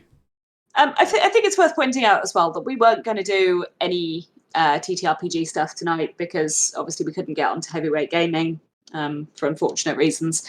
And Greg was like, "Hey guys, I have an idea. I have an idea." I woke up with a stupid idea, guys. And we were all on board, and that's how this happened. So we got sent a Survey Monkey survey today to fill in to create our characters. And come up with something. And then this was the outcome. So it's amazing what you can put together in a day, Greg. That's fantastic. Thank you. Thanks, and thanks to you guys as well for being up for trying something a bit silly and weird with me, and for having good creative character ideas and being willing to just mess about for a bit. I'm glad none of us really doubled up on the specific powers we used either. Yeah, so, that worked like, out quite well. Stretchy, considering that, lightning, temporal distortion. Considering we didn't have very much time to like chat and plan, and like we didn't exactly have a session 0 about the characters. No, it worked out pretty well. Me and Bri were going to be too similar, so Bri actually changed because I submitted mine first. He changed one of his powers to temporal distortion, which turned out to be one of the MVP powers of the game. Most valuable power, please note, not most valuable player. But I saw it on the list and I thought, that's going to be a bit OP. I've got some ideas. That's going to be a bit... The thing is, like, if we were playing a long campaign, maybe, and we would have to talk about having, like, some restrictions on how you use it. Yeah, absolutely. Like, what does it entail? For a one-shot for, like, a Sunday evening, I'm very happy to just like let you have overpowered abilities, and especially in this particular type of game, where the point of the game isn't to use abilities to achieve things; it's to try and not use abilities. Having an overpowered ability doesn't necessarily, like, obviously in the fight at the end, it was very, very useful, but like throughout most of the game, it's like, how can I use? You still have to think around how you can use it. You know, you can have any power in the world, but if your main objective is not being outed as a superhero, like, you still have to think about things. I really liked the idea behind Supernormal as well. Just that it was different. It wasn't trying to be superheroes. It was trying to blend in and accidentally setting fire to a teacup ride. Yeah, Um, it's a wonderfully creative like premise, I think, and like I say, all credit goes to Ursi Dice for that brilliant idea and expressing it so well in just a single page and that's PDF. nuts. Yeah. Yeah, it's crazy. It is really like it takes real talent to boil down the idea of a system into that short of a blurb, you know? Yeah, Look at they've Dungeons and Dragons, we given have books. enough freedom with it, with still keeping it like tight enough that like you can keep Yeah. it to one session, which is nice. Yeah, Yeah. amazing. Really, really fun. And like I say, I'm very grateful to you guys for being willing to take a chance on it and for engaging and having a bit of fun with it. So I am. And because I've everyone, just seen it in the chat, Stu, I highly recommend going back and watching the VOD to catch up on the bits you missed, because I've laughed so much tonight. This is so good. My face Very hurt. silly. This has been a very silly time. Yes. The only thing I was going to say, I'm a little bit sad to retire Sarah. I've become sort of vaguely fond of my totally awkward teenager who doesn't really know how to people. Well, I'm sure Yeah, I love some her. threat in the future one day Yeah, will very mean that we'll need to don our normal clothes again. very Very possible. very possible that we might have to have another one shot at some point in the Yeah. future where we return to the world of Supernormal. Mhm. And, If LARP ever happens again, then Dart might live on in that. But like, yeah, nice. I like that idea. Very Yeah. good. Okay, I think we're going to end the stream there. We Thank are. you to everyone who has watched. Thank you to everyone who will watch. All the things that Bryce says, something about wearing a mask. Never go outside under any circumstances. Don't There's no lick point. trolleys. Shoot guns at anyone who approaches you. That's not safe. Eat people. No, don't eat people. That's the advice. Pull out all your teeth so that you don't bite your tongue. And various other safety advice that is good and proportionate. And eat gummy worms for breakfast every day. The end. Or jelly babies. Or jelly babies. super sour is preferred. I've had jelly babies prescribed medically to me before. Shut up, Stu. Yeah, they did. And blackcurrant squash, wasn't it? Gathering Gathering graveyards graveyards for protection. Yeah, that's right. We love you guys, apart from Stu. And we will see you next time. And if you eat jelly babies, always eat the heads first. Bye. Bye. Good night, What guys. kind of psychopath wouldn't eat the heads first? Well, you don't want them to suffer, right?